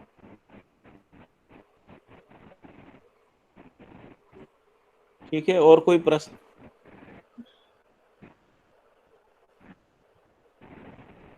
हेलो। जी जी बोलिए। हाँ भैया, ये कृतज्ञता से गौरवता, गौरवता से सरलता, ये वाला जो सूत्र है उसमें जी, क्रम क्या है? क्रम है कृतज्ञता से, मतलब क्रम कृतज्ञता कृतज्ञता से। जैसे इंडिविजुअल हो गया, गौरवता पूरी परंपरा के संदर्भ में, और फिर आगे का क्या रहेगा? नहीं, कृतज्ञता कैसे, मैं समझा नहीं। कृतज्ञता कैसे इंडिविजुअल हो गया मतलब? मतलब एक एक व्यक्ति के प्रति कृतज्ञता है ना, और नहीं गौरवता नहीं, एक एक व्यक्ति के प्रति कैसे होगी? जैसे जैसे। मेरा हाँ परिवार है ना, मेरा परिवार है, तो मेरे जी। परिवार को समाज से सहायता मिल रही है, कोई हाँ ना मतलब कोई सहायता मिल रही है ना। जिन जिन व्यक्तियों अब से। वहां तो व्यक्ति पता ही नहीं होता हमको, व्यक्ति कौन है पता है? बिजली कौन बना रहा है हमको पता है क्या? हाँ तो उसके संदर्भ हमारे में घर गौरव पानी का सप्लाई कहा है कौन ना। कर रहा है? तो हम समाज के प्रति या व्यवस्था के प्रति कृतज्ञ होते हैं ना। अच्छा। तो उसी का नाम गौरवता है, जिसको कहते हैं गौरवता, है ना। हाँ हाँ जैसे किसी किसी आदमी ने कोई अनुसंधान किया, वो अनुसंधान का लोक व्यापीकरण हो गया, है ना। खासकर औषधियों के विषय में समझ लें अपन, है ना। जी। हम लोग बहुत सारी औषधियों का उपयोग करते हैं। हमको पता है किन व्यक्तियों ने औषधियां पहचानी थी, हमको नहीं पता रहता है। तो हम फिर आयुर्वेद के प्रति गौरवान्वित होते हैं कि आयुर्वेद ने इसको पहचाना, है ना। हाँ हाँ हाँ हाँ, वही तो, मेरा कहना था तो कि एक आयुर्वेद ने मतलब तो व्यक्ति के प्रति कृतज्ञता होगी, और परंपरा या समाज के प्रति गौरवता होगी। हाँ, परंतु ऐसे ही है ना? शुरुआत तो कृतज्ञता से ही होगी ना। जी जी जी। कृतज्ञता व्यक्ति से कोई संबंध नहीं है। कृतज्ञता कृतज्ञता तो एक भाव है ना, उसका जी। व्यक्ति से कोई संबंध नहीं। अच्छा। व्यक्ति के और प्रति नहीं होती है कृतज्ञता। जैसे ज्ञान के प्रति कृतज्ञता होती है, या किसी उपलब्धि के प्रति कृतज्ञता होती है। हमको जो भी सहायता मिल रही है उस रूप में कृतज्ञता होती है। व्यक्ति के अच्छा। प्रति, एक व्यक्ति नहीं होता ना, एक हाँ हाँ, इंडिविजुअल नहीं होता। Right right, okay. हाँ, इंडिविजुअल के रूप में देखने से नहीं होता। जैसे हम, ऐसा नहीं होता कि हम पिता के प्रति कृतज्ञ हैं, माता के प्रति नहीं, भाइयों के प्रति नहीं, या चाचा काका मामा फूफा के प्रति नहीं, या हमारे हाँ समाज में जो बौद्धिक लोग हैं, हमारे गुरुजन हैं, या जिन्होंने समाज के लिए कुछ किया, उनके प्रति कृतज्ञता होती है। तो सबके प्रति होती है। अच्छा। हमको जिन जिन से भी जो सहायता मिल रही है ना, उन सब के प्रति होती है। जिनसे प्रेरणा मिल रही है उन्नति की और जागृति की, जिनसे सहायता मिल रही है उन्नति और जागृति के लिए, है ना। जैसे मान लीजिए कोई शिविर कर रहा है ना, तो भी वो जागृति के लिए प्रेरित कर रहा है ना आपको, तो वहां भी कृतज्ञता हाँ हाँ होती, स्वाभाविक रूप से होती। वो व्यक्ति के प्रति नहीं है, वो उसके अंदर से जो जागृति अभिव्यक्त हुई है उससे। और जागृति कहीं से बह रही है परंपरा में, है ना। वो किसी एक हाँ व्यक्ति के माध्यम से अभिव्यक्त हो रही है। तो हम जो अभिभूत होते हैं, जो उसके प्रति थैंकफुल होते हैं, क्योंकि उसने वैसी बात कही, है ना, जागृति से संबंधित कोई बात की है, जो हमको लगता है कि इससे हमारी जागृति होगी और हमको उन्नति का अवसर मिलेगा, हमारे परिवार की जागृति होगी और समाज की जागृति होगी, ऐसा विश्वास बनता है ना। तभी थैंकफुल होते हैं हम लोग। जी उस रूप में मुझे ऐसा समझ में आता। जी जी। ठीक समझ और रहे हैं ना? उसके बाद जी भैया, जी और उसके बाद गौरवता से सरलता, सरलता से सहजता, ये पूरा कैसा क्रम है, मतलब कहाँ भाई, जैसे ही कैसे हम की हमारे है? अंदर गौरवता आती है ना, वैसे ही हम सरल हो जाते हैं। नहीं तो अभिमान रहता है हमको, हमने ये किया, हमने वो किया, हमारी जाति ने ये किया, हमारे धर्म ने ऐसा किया, वैसा किया, इस तरीके से देखते हैं तो सरलता नहीं रहती है ना, जटिल हो जाता है आदमी। हाँ अभिमान होता है तो जटिलता, अभिमान से मुक्त स्थिति सरलता है। तो जैसे ही हम कृतज्ञ होते हैं, जैसे माता पिता के प्रति, परिवार के प्रति, है ना, और समाज के प्रति कृतज्ञ होते हैं, तो अभिमान अपने आप खत्म हो जाता है ना। जी जी। तो कृतज्ञता ही स्रोत है।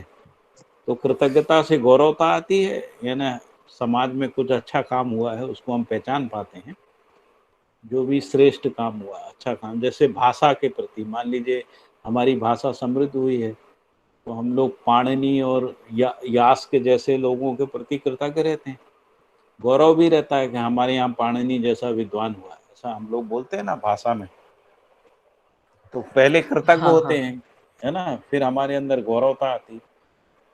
तो जो भी भाषा है, जैसे हम लोग संस्कृत के प्रति गौरवान्वित रहते हैं कि संस्कृत जो है एक ऐसी भाषा थी जिसमें बहुत सारे तत्सम शब्द थे, है ना। ऐसा हम लोग, जो अभी मान्यता के रूप में ही है, लेकिन फिर भी गौरव को समझने के लिए उदाहरण दे रहा हूँ, तो हमको गौरव होता है। जी जी। तो फिर गौरव होता है तो हम जो भी भाषा बोल रहे होते हैं उसका अभिमान नहीं रहता, हमको पता लगता है कि ये तो बहुत बड़ी घटना है, भाषा जो है बहुत बड़ी घटना है ना। हजारों लोगों के श्रम से भाषा परिष्कृत होती है ना। कोई एक व्यक्ति थोड़ी हो, हाँ पाणिनि कोई एक व्यक्ति नहीं है ना, यास के एक व्यक्ति नहीं है, ऐसे कई लोगों की श्रृंखला में भाषा परिष्कृत हुई ना। अभी तक जहाँ अभी हम लोग जो भाषा बोल रहे हैं, यहाँ तक पहुँचने में हजारों साल लगे, हजारों विद्वानों। तो ये इस बात को पहचानना ही ये गौरवता है। जैसे ये गौरवता आती है तो हम जो भाषा लिख पाते हैं, बोल पाते हैं, उसका अभिमान हमारे अंदर रहता है ना। मेरे जैसा कोई बोल नहीं सकता, मेरे जैसा कोई लिख नहीं, वो अभिमान खत्म हो जाता है जब हम इन लोगों के हाँ। योगदान को देखते हैं ना, परंपरा के योगदान को। तो इसीलिए लिखा है कि गौरवता से सरलता आती है। सरलता का मतलब अभिमान से रहित हो जाते हैं। अभिमान से रहित हो गए तो फिर जी हम जी।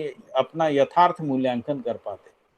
नहीं तो हम यथार्थ मूल्यांकन नहीं करते, अपना ओवर एवेल्युएशन कर लेते हैं या अंडर एवेल्युएशन, कभी हीनता में भी चले जाते हैं, नहीं हमको कुछ नहीं आता, कभी ओवर के हमारे जैसा कोई बोल नहीं सकता, लिख नहीं सकता, समझा नहीं सकता, है ना। या कई बार हाँ निर्मूल्यन कर लेते हैं, हमारी भाषा में कुछ हुआ ही नहीं, है ना, बकवास है, जो भी हुआ वो अंग्रेजी में हुआ, हिंदी में कुछ हुआ ही नहीं, ये हिंदी में हुआ संस्कृत में नहीं हुआ, ऐसा ऐसा कुछ लोग माने रहते।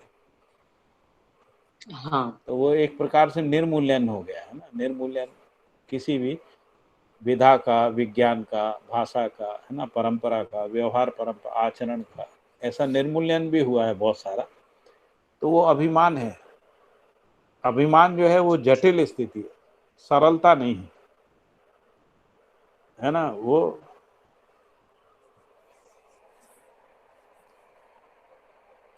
और अभिमान ही समस्या है, सरलता समस्या नहीं। फिर कह रहे हैं हाँ सरलता से सहजता। तो जैसे ही हम सरल होते हैं तो सहज हो जाते हैं। सहज का मतलब है आडंबर और रहस्य से मुक्त हो जाते हैं। नहीं तो झूठ बोलते रहते हैं, अभिमान होता है, अपनी कमी को छुपाते रहते हैं।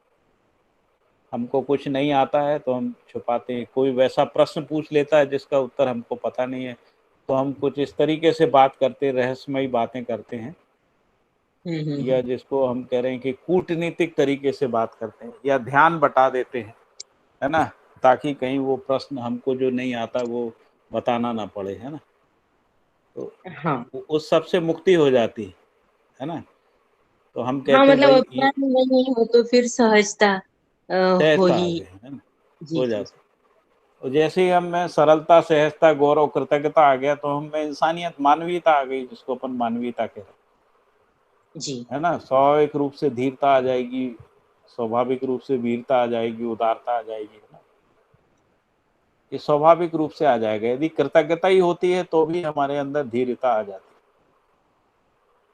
हाँ है ना। कृतज्ञता नहीं है तो अधीर रहते हैं। जी जी तो धीरता, वीरता, उदारता जो है वो स्वभाव में आ जाती है। उसी को अपन कह रहे हैं न्यायपूर्ण व्यवहार जो है, और उसकी रीति, व्यवहार व रीति ही सहजता है। मतलब रीति का मतलब न्यायपूर्ण व्यवहार के रूप में ही प्रस्तुत होती है। हाँ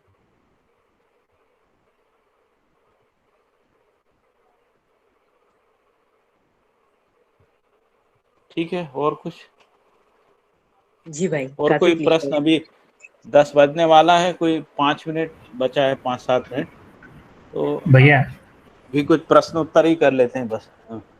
भैया जी जैसे आपने कहा कि कृतज्ञता व्यक्ति रूप में नहीं रहता है, उसको वैसे नहीं समझते। जैसे माता पिता है, तो माता पिता के प्रति कृतज्ञता की जो बात करते हैं, तो मतलब जितने भी माता पिता या जो भी संरक्षण पोषण करता है उसके प्रति कृतज्ञता ऐसे देखेंगे, कैसे देखेंगे? ऐसे ही है, जो आपने कहा वैसे ही है। जो भी संरक्षण मतलब पोषण करता है, वो संरक्षण पोषण करता जो है वही माता है, वही पिता है, और उसके प्रति कृतज्ञता, ऐसे ना।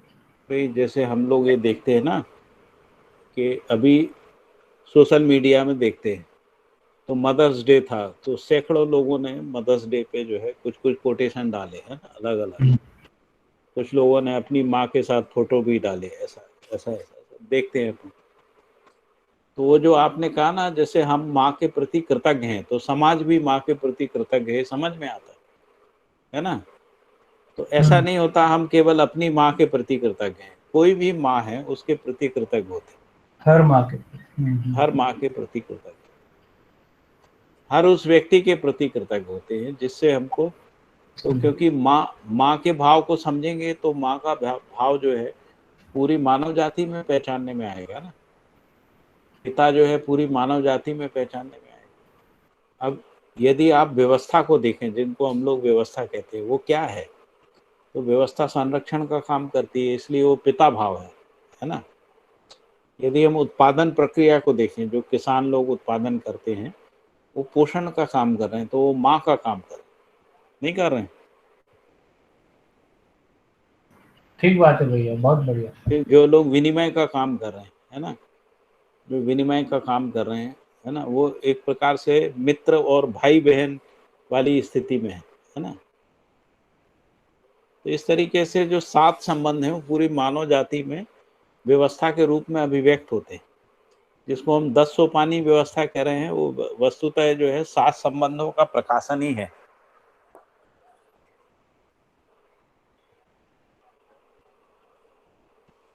इसीलिए जिसको माता पिता पुत्र पुत्री संबंध कह रहे हैं, वो अभिभावक संबंध भी है। अभिभावक संबंध मतलब जितने भी पिता हैं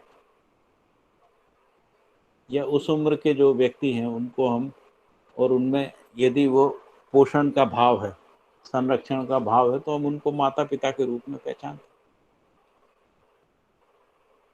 भाव वही बना रहता है हमारा जो हमारी माँ के प्रति बना रहता है ना। जैसे आप अपने मित्र की माँ के पैर पड़ते हैं, क्यों पढ़ते हैं? क्योंकि आप अपनी माँ के पैर पढ़ते हैं, इसलिए आप अपनी माँ के प्रति कृतज्ञ हैं। उसी भाव की अभिव्यक्ति जो है आप अपनी मित्र की माँ के साथ करते हैं ना। तो मित्र की माँ उसके बदले में आपको आशीर्वाद देती है ना। तो वो क्यों आशीर्वाद देती है? उसने तो अभी आपके लिए कुछ किया नहीं, लेकिन किसी माँ ने आपको कुछ किया है, ये स्वीकृति रहती है। अब उसने अपने बच्चे के लिए कुछ किया है, ये स्वीकृति रहती है। तो इसीलिए मैंने कहा कि यदि हम कृतज्ञ होते हैं तो सबके प्रति रहते हैं, और यदि हम कृतज्ञ होते हैं तो सबके प्रति रहते हैं। ऐसा नहीं होता कि हम 10 लोगों के प्रति कृतज्ञ हैं और बाकी के प्रति कृतज्ञ हैं, ऐसा नहीं। तो इसी को कह रहे हैं कि या तो मानव जागृत होता है, नहीं तो अजागृत होता है। या तो भ्रमित रहता है या भ्रम से मुक्त होता है। ऐसा नहीं होता कि मतलब कुछ समय भ्रमित रहे कुछ समय जागृत रहे, ऐसा नहीं। समझने के बाद समझ के बाद समझ की निरंतरता होती, तो जागृति के बाद जागृति की निरंतरता होती।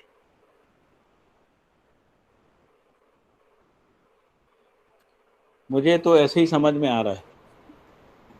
नहीं भैया, बहुत बढ़िया है, बहुत स्पष्ट हुआ भैया, धन्यवाद भैया। भैया एक और प्रश्न, जी जी बोलिए संदीप। जैसे ये ज्ञान ही जो पेज नंबर 3 का आखिरी पैराग्राफ है कि क्रियाहीनता जी की स्थिति शून्य संज्ञा है, और उसी में लिखा है कि ज्ञान से रिक्त और मुक्त इकाई नहीं है, ज्ञान और व्यापक सत्ता दोनों एक ही सिद्ध होते हैं।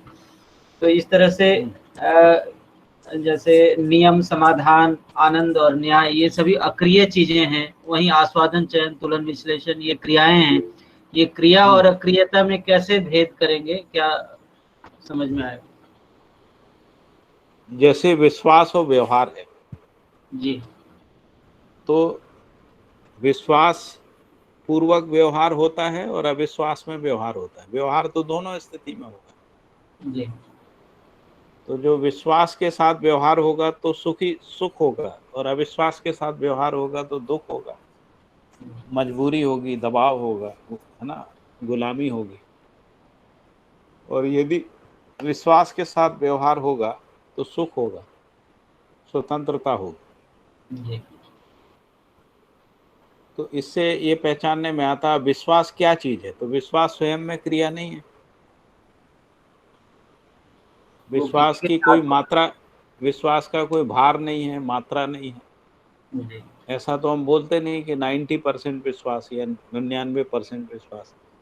तो विश्वास या तो होता है या तो नहीं होता है ना। और विश्वास की व्यापकता होती है, क्योंकि हर संबंध में विश्वास होता है, हर व्यक्ति में विश्वास होता है। तो विश्वास से रिक्त मुक्त कोई नहीं है ना। यदि आप ज्ञान को समझें कि ज्ञान क्या चीज है, तो जैसे ज्ञान स्वयं में क्रिया नहीं, वैसे विश्वास भी स्वयं में क्रिया नहीं, है ना। तो जैसे लिखा है कि शून्य से रिक्त मुक्त कोई नहीं है ना, वैसे ही विश्वास से रिक्त मुक्त कोई इकाई नहीं, यदि अपन चैतन्य इकाई को देखें। तो इससे पता लगता है कि ये जो जिसको अपन न्याय कह रहे हैं, न्याय क्या है? स्थापित मूल्यों का जो निर्वाह है उसी को न्याय कह रहे हैं, है ना।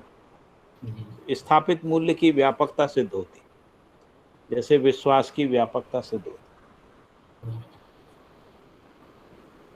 तो विश्वास स्वयं में क्रिया ना होते हुए भी क्रिया का कारण है। तो वैसे ही व्यापक वस्तु जो है स्वयं में क्रिया ना होते हुए भी क्रिया का कारण है ना। इसीलिए तो लिखा भैया है कि बोध क्रिया है, ये कैसे स्पष्ट होता है? हाँ, बोध तो क्रिया है। जी, ये मतलब कैसे हम इसको? अनुभव भी क्रिया है जी, ना। और प्रतीति भी क्रिया है, भास भी क्रिया, आभास भी क्रिया है। तो मतलब कि कैसे समझेंगे इसको क्रिया? ये तो सूचना मिल गई है कि वो चूंकि 10 क्रियाएं हैं उसकी लिस्ट में है, इसलिए वो क्रिया है। लेकिन हम कैसे स्पष्ट करेंगे, भेद करेंगे, तार्किकता कैसे लगाएंगे कि ये क्रिया है और ये क्रिया नहीं है, अक्रिय है? जैसे सारे मूल्य आपने बताया कि अक्रिय हैं और व्यापक की ही तरह से उसको देखा जाना चाहिए, हर जगह उसकी व्याप्तता है। उसी तरीके से समाधान है ना। समाधान जो है, समाधान क्या चीज है? समाधान कोई समझदारी कह रहे हैं, समाधान कोई जो है ज्ञान कह रहे हैं, है ना। समझ भी कह रहे हैं उसी को, है ना। समझदारी भी कह रहे हैं जो, जी, है ना, जिसको अपन समाधान कह रहे हैं। आप तो समाधान इन उदाहरणों से मात्रात्मक नहीं। भैया अक्रियता तो समझ में आ रही है भैया। समाधान, आनंद, नियम, फिर न्याय, फिर सारे मूल्य, ये सभी अक्रियता समझ में आ रही है कि उनका साथ होने से कोई चीज जो है वो मूल्यों से अभिव्यक्त होती है। लेकिन क्रिया को कैसे समझेंगे कि क्रिया ये है? क्रिया का मतलब होता है जिसमें श्रम, गति, परिणाम है, वही क्रिया है। जी, मतलब अब जो ज्ञान में ना श्रम है, ना गति है, ना परिणाम है, ज्ञान अपने आप में पूर्ण होता है ना। जैसे विश्वास पूर्ण होता है, वो घटता बढ़ता थोड़ी है। यदि घटता बढ़ता है तो विश्वास नहीं है। तो जैसे व्यापक वस्तु में कोई मात्रा नहीं है, वैसे ही विश्वास में कोई मात्रा नहीं होती। जैसे व्यापक वस्तु में कोई परिणाम नहीं होता, इसलिए विश्वास में परिणाम नहीं होता। एक बार इस ये रूप में मूल्यों पे चर्चा भी चाहते हैं, एक बार ये जो 9 मूल्य हैं इनकी हाँ, थोड़ा डिटेल में चर्चा हो जाए तो बहुत अच्छा रहे। ये बहुत ही कॉम्प्लिकेटेड है, आज तक अच्छे से समझ में नहीं आया ये 9 मूल्य ये व्यवहार दर्शन में सब आएंगे पूरे। हैं। और व्यवहार इसमें मानव व्यवहार दर्शन में हाँ, पर 9 वही मूल्यों सब की बात आएगी। बीच बीच में हम लोग बात भी करते रहेंगे, क्योंकि मूल्यों की इसके बात ऊपर अभ्यास मैंने आज दर्शन। तक कोई भी डिटेल कैसेट में, मतलब कोई भी मैंने इतनी बार पूछा भी है, कहीं मिला नहीं कोई भी इसके ऊपर चर्चा 9 मूल्यों पे जो हम डिटेल में अभ्यास समझ दर्शन पाए। में तो काफी आई है ना। फिर भी हम लोग बात करेंगे ना, आप जो भी पूछेंगे बात करेंगे, जितना मुझे समझा है उतना तो बताएंगे आप। मूल्यों को किस भैया तरह अपने जैसे जीवन में देखें। जैसे यदि 10 सोपानी व्यवस्था को देखते हैं ना, तो जो जिसको अपन कह रहे हैं कि विश्व परिवार सभा, वहां पर प्रेम मूल्य का प्रमाण होता है। और जब हम परिवार देखते हैं तो वहां पर विश्वास मूल्य का प्रमाण होता है ना। क्योंकि जो पहला संबंध कोई बच्चा पहचानता है वो परिवार में ही पहचानता है, वहीं से उसको विश्वास समझ में आता है। और जो अंतिम मूल्य जो पहचानता है, जिसको जिसको अपन कह रहे हैं, वो प्रेम होता है। तो दिव्य मानव में प्रेम का प्रमाण होता है। भैया और आपने कहा कि आप क्रिया में एक भी मूल्य को यदि ठीक से समझते हैं तो सभी 9 मूल्य स्पष्ट हो जाते हैं। मतलब भैया एक विश्वास मूल्य का बता दीजिएगा बस। तो विश्वास की तो मैं बात कर रहा था अभी। हाँ, पर वो तो खाली यही बताया ना कि मूल्य वो व्यापक है, लेकिन कैसे अपने में स्थिर होता है और कैसे दूसरे में हम देखते हैं और कैसे अपने में देखते हैं, उसका थोड़ा सा मुझे अपने में डिटेल में कैसे समझ। स्थिर होता है ये प्रश्न है ना। तो हाँ। इसमें दो हाँ। दो विधियों से होता है। एक तो हम्म। हमारे क्या क्यों कैसे के उत्तर पूरे होते हैं, और दूसरी विधि से होता है जब हम शिष्ट मूल्य का अभ्यास करते हैं। तो जैसे विश्वास मूल्य का जो शिष्ट मूल्य है वो है सौजन्यता। और सौजन्यता। हाँ। सौजन्यता का मतलब होता है सहयोगिता, सहकारिता, सहभागिता, पूरकता, मानवीयता। ये सबको मिला के सौजन्यता कहते हैं ना। सुहृदयता। तो जब हम संबंधों में परस्पर जो है ना एक दूसरे का सहयोग करते हैं, सहभागी होते हैं, सहकारी होते हैं, उसके प्रति हमारे अंदर सुहृदयता रहती है ना, हम पूरक होते हैं हम्म। उसके। यदि हम इसका हम्म। अभ्यास करते हैं तो संबंध में हम्म। विश्वास स्थापित हो जाता है, ऐसा। तो जैसे जैसे परस्परता में विश्वास बनता जाता है तो पहले हमको विश्वास का भास होता है, इसके बाद विश्वास की प्रतीति होती है ना। एक स्थिति आती है, आभास होता है, फिर प्रतीति हो जाती है। प्रतीति के बाद उसकी निरंतरता हो जाती है, फिर कुछ भी किसी भी स्थिति में अविश्वास नहीं होता है ना। तो उसमें एक व्यक्ति के प्रति के सबके प्रति एक जैसा ही होता है फिर। आप जिनके साथ संबंध में, जिनके साथ संबंध पहचाना, वहीं पे अभ्यास होता है। जिनके साथ हम्म। संबंध पहचाना नहीं, उनके साथ अभ्यास होता नहीं। हाँ हाँ। लेकिन जैसे ही आपको अनुभूति हो जाती है, इसके बाद आपने हम्म। किसी नए व्यक्ति के साथ भी, जिसके साथ संबंध नहीं पहचाना, उसके साथ भी विश्वास पूर्वक प्रस्तुत होते। जैसे बाबा जी जो हैं, जो जिन लोगों के साथ कोई संबंध नहीं था, उनके साथ भी विश्वास पूर्वक ही प्रस्तुत होते। फिर हम्म। वो उनके आचरण का हिस्सा बन जाता है ना। और फिर वो स्वयं जो में विश्वास अभिव्यक्ति कैसे होती देखते हैं। है वो सहज सहज हो जाती है। तो ये जो स्वयं में विश्वास है, जिसमें हम अपने हम्म। होने को पहचानते हैं, है ना। हम्म। जैसे हम अपने होने को जीवन के रूप में पहचानते हैं, है ना। जीवन में भी अपने होने को, हम्म। जिसमें कह रहे हैं आत्मा के रूप में पहचानते हैं। इससे पहले बुद्धि अपने को मैं माने रहती है ना। तो बुद्धि मैं हम्म। माने रहती है ना। जो भ्रमित मानव में भी मैं तो रहता ही है ना, मैं हूँ। हम्म। लेकिन वो जो हम्म। मैं हूँ वो शरीर के रूप में माने रहती है। तो इसी को कह रहे हैं आत्मा से विमुख बुद्धि। तो जैसे ही बुद्धि को ये पता लगता है कि मेरे से श्रेष्ठ कोई है ना, हम्म। तभी हम्म। उसमें से अहंकार का विलय होता है ना। और ज्ञान का जागरण होता है। तो इस ये विधि से सब चीज स्वयं में विश्वास आता है और अहंकार का विलय होता है ना। इस पे बहुत सारी बात आएगी अभी, ये जो व्यवहार तो दर्शन ये चीज में बस वही जीवन ऐसे क्रिया। लगता है ना, आदर्शवाद में भी ऐसे सुना हुआ लगता है, और फिर ऐसा लगता है कि बस ये तो कैसे नहीं, अपने में होगा। आदर्शवाद में व्यवहार में प्रमाणित नहीं हो रहा है, हाँ, व्यवहार में तो प्रमाणित यहाँ नहीं हो रहा है। बाबा जी कह रहे हैं कि ये जो विश्वास रूपी जो सत्ता है वही ब्रह्म है ना। तो वहां पे वो कह रहे हैं कि ये जो ब्रह्म का अनुभव है वो विरक्ति में होता है ना। हम ब्रह्म नाम की कोई सत्ता है, उसके साथ संबंध को पहचानते हैं किसी साधना विधि से, और फिर ब्रह्म के साथ हम एक रूप हो जाते हैं, है ना। उसको वो कह रहे हैं कि वहां पे ब्रह्म का पहचान। बाबा जी कह रहे हैं कि इसको व्यवहार में भी होता है।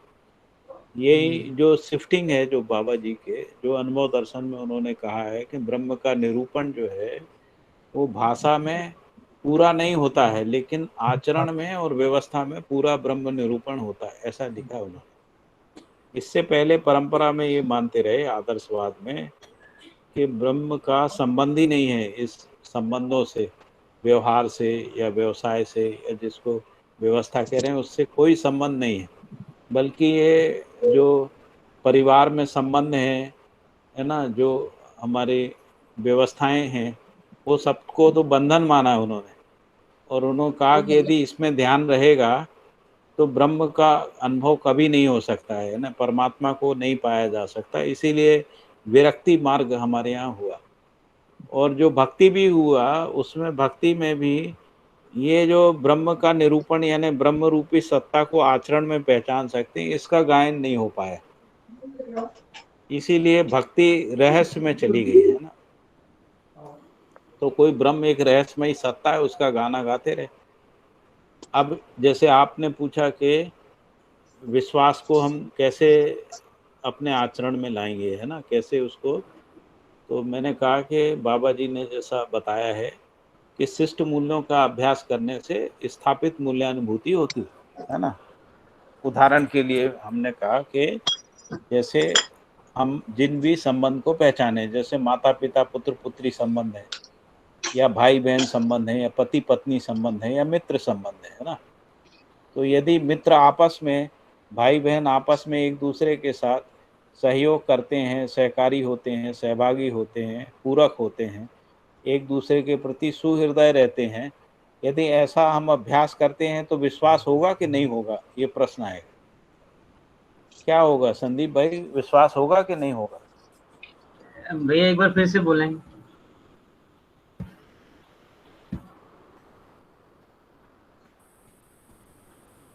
हम भैया यदि क्या पूछ रहे आपस हैं? में जी है, जी एक बार फिर से दोहराइए। मैं ये कह रहा था कि विश्वास का अनुभव कैसे होगा, ये प्रश्न है ना। जी तो तो मैंने तो कहा आपने कहा बाबा ही जी है कि मूल्यों शिष्ट शिष्ट मूल्यों के मूल्यों, निर्वहन। शिष्ट मूल्यों का अभ्यास, जिसको व्यवहाराभ्यास अभ्यास। कह रहे हैं ना। जी तो शिष्ट मूल्यों का अभ्यास कहाँ होगा, संबंध ये में ही समझे होगा ना। नहीं। जी जी क्या बोला प्रतिभा जी? नहीं नहीं, नहीं नहीं, मैंने कुछ नहीं बोला। अच्छा, और कोई की आवाज है बीच में? हम्म। तो मैंने कहा कि जो संबंध है उसमें जब हम लोग आपस में एक दूसरे के प्रति जो है सहयोगिता, सहकारिता, सहभागिता, पूरकता, है ना, सुहृदयता, मानवीयता, इस सब का निर्वाह करते हैं ना, तो संबंधों में विश्वास स्थापित हो जाता है। यानी फिर हमको विश्वास का पहले भास होता है, ऐसा लगता है कि नहीं ये हमारे अपने हैं, हाँ। और फिर इसके बाद आभास होता है, आभास होने के बाद एक स्थिति आती है, फिर विश्वास की निरंतरता हो जाती है। जैसे भ्रमित अवस्था में भी माता पिता पुत्र पुत्रियों के बीच में विश्वास की निरंतरता बनी रहती है। बहुत रेयर स्थिति में कभी टूटती है ना, वो भी किसी मिसअंडरस्टैंडिंग के कारण से, लेकिन विश्वास की निरंतरता बनी रहती है। जैसे मान लीजिए कि हमारा पानी पीने से प्यास बुझती है, ये हमको विश्वास है ना। तो ये विश्वास की निरंतरता बन जाती है, क्योंकि पानी पीने से प्यास बुझ गई हमारी, 1 बार 2 बार 3 बार 10 बार, है ना। तो इसके बाद सपने में भी यदि प्यास लगती है तो हम पानी ही पीते हैं, है ना। इससे ये पता लगता है, समझने के बाद समझने की निरंतरता रहती है, और समझ की निरंतरता उसको भी विश्वास कहते हैं ना। यथार्थ जानकारी के प्रति जो दृढ़ता रहती है, जो स्वीकृति रहती है, उसको भी विश्वास कहते हैं, जिसको अभी स्वयं में विश्वास की बात कर रहे थे। तो व्यवहार में शिष्ट मूल्यों के अभ्यास के पूर्वक होती विश्वास आता है, और स्वयं में जो विश्वास होता है वो अध्ययन पूर्वक आता है। जब हम सह-अस्तित्व में अध्ययन करते हैं तब हमको सारी वास्तविकताएं जो हैं वो स्पष्ट होती हैं, और जैसे जैसे वास्तविकता स्पष्ट होती है हम में स्वयं में विश्वास आ जाता है। कुछ स्पष्ट हो रहा है कि नहीं हो रहा भैया? संदीप भाई। जी भैया, ये तो है। मेरा प्रश्न अभी भी वहाँ अटका हुआ है कि क्रियाओं को कैसे पहचानेंगे, जैसे बोध में या चिंतन में श्रम गति परिणाम कैसे देखेंगे? मैं समझता हूँ कि अभी 10:15 बज गया है। जी भैया, इसको कल और उत्तरित। हाँ, कल भी कर सकते हैं। और वैसे जीवन क्रियाओं पे बहुत डिस्कशन है पूरे मानव व्यवहार दर्शन में। जी तो जब वो अपन उस जगह पे जाएंगे तब उस पे बात करना ज़्यादा अच्छा रहेगा। लेकिन फिर भी बीच बीच में कुछ थोड़ी थोड़ी बात करते रहेंगे। जैसे कल पहले आपका ये प्रश्न ले लेंगे, इसके बाद अपन सृष्टि दर्शन को पढ़ेंगे, है ना। जी भी। लेकिन पूरा खोलेंगे तो फिर चर्चा वहाँ चली जाएगी, है ना। फिर मुझे लगता है 1-2 दिन लगेगा जीवन क्रियाओं को स्पष्ट करने में। लेकिन मैं ऐसा कह रहा हूँ कि व्यवहार दर्शन हमको पूरा पढ़ना ही है। जी तो जी। इसमें बहुत सारा जीवन क्रियाओं के ऊपर चर्चा है ना। जी। वो कम से कम 3-4 अध्याय में जीवन क्रियाओं की चर्चा है, और काफी विस्तार से है, और उसमें सब चीजें स्पष्ट होती हैं, ऐसा मुझे लगता है ना। आपके साथ जब बातचीत करेंगे तो आपको भी लगेगा कि काफी चीजें स्पष्ट होती हैं। जी भाई। है ना, कहीं पे डाउट रहता नहीं है। ऐसा नहीं लगता है कि ये कोई रहस्यमय चीज है, ऐसा लगता नहीं। अभी केवल इतना आश्वासन दे सकता हूं मैं, क्योंकि मैं उससे गुजरा हूं, इसलिए एक आश्वासन दे सकता हूं आपको। लेकिन जैसे ही हम उस जगह पे जाएंगे ना जी तो और विस्तार से बात करेंगे। ठीक है, अभी फिर क्या है, टाइम निकलता जाएगा, कई लोगों को कुछ और भी काम रहते हैं ना। जी भैया। तो हम लोग कल बात करेंगे। जी भैया, नमस्ते भैया। ठीक है, सभी को नमस्कार। नमस्कार भैया। नमस्ते भैया। नमस्कार भैया। नमस्ते। हाँ, आपको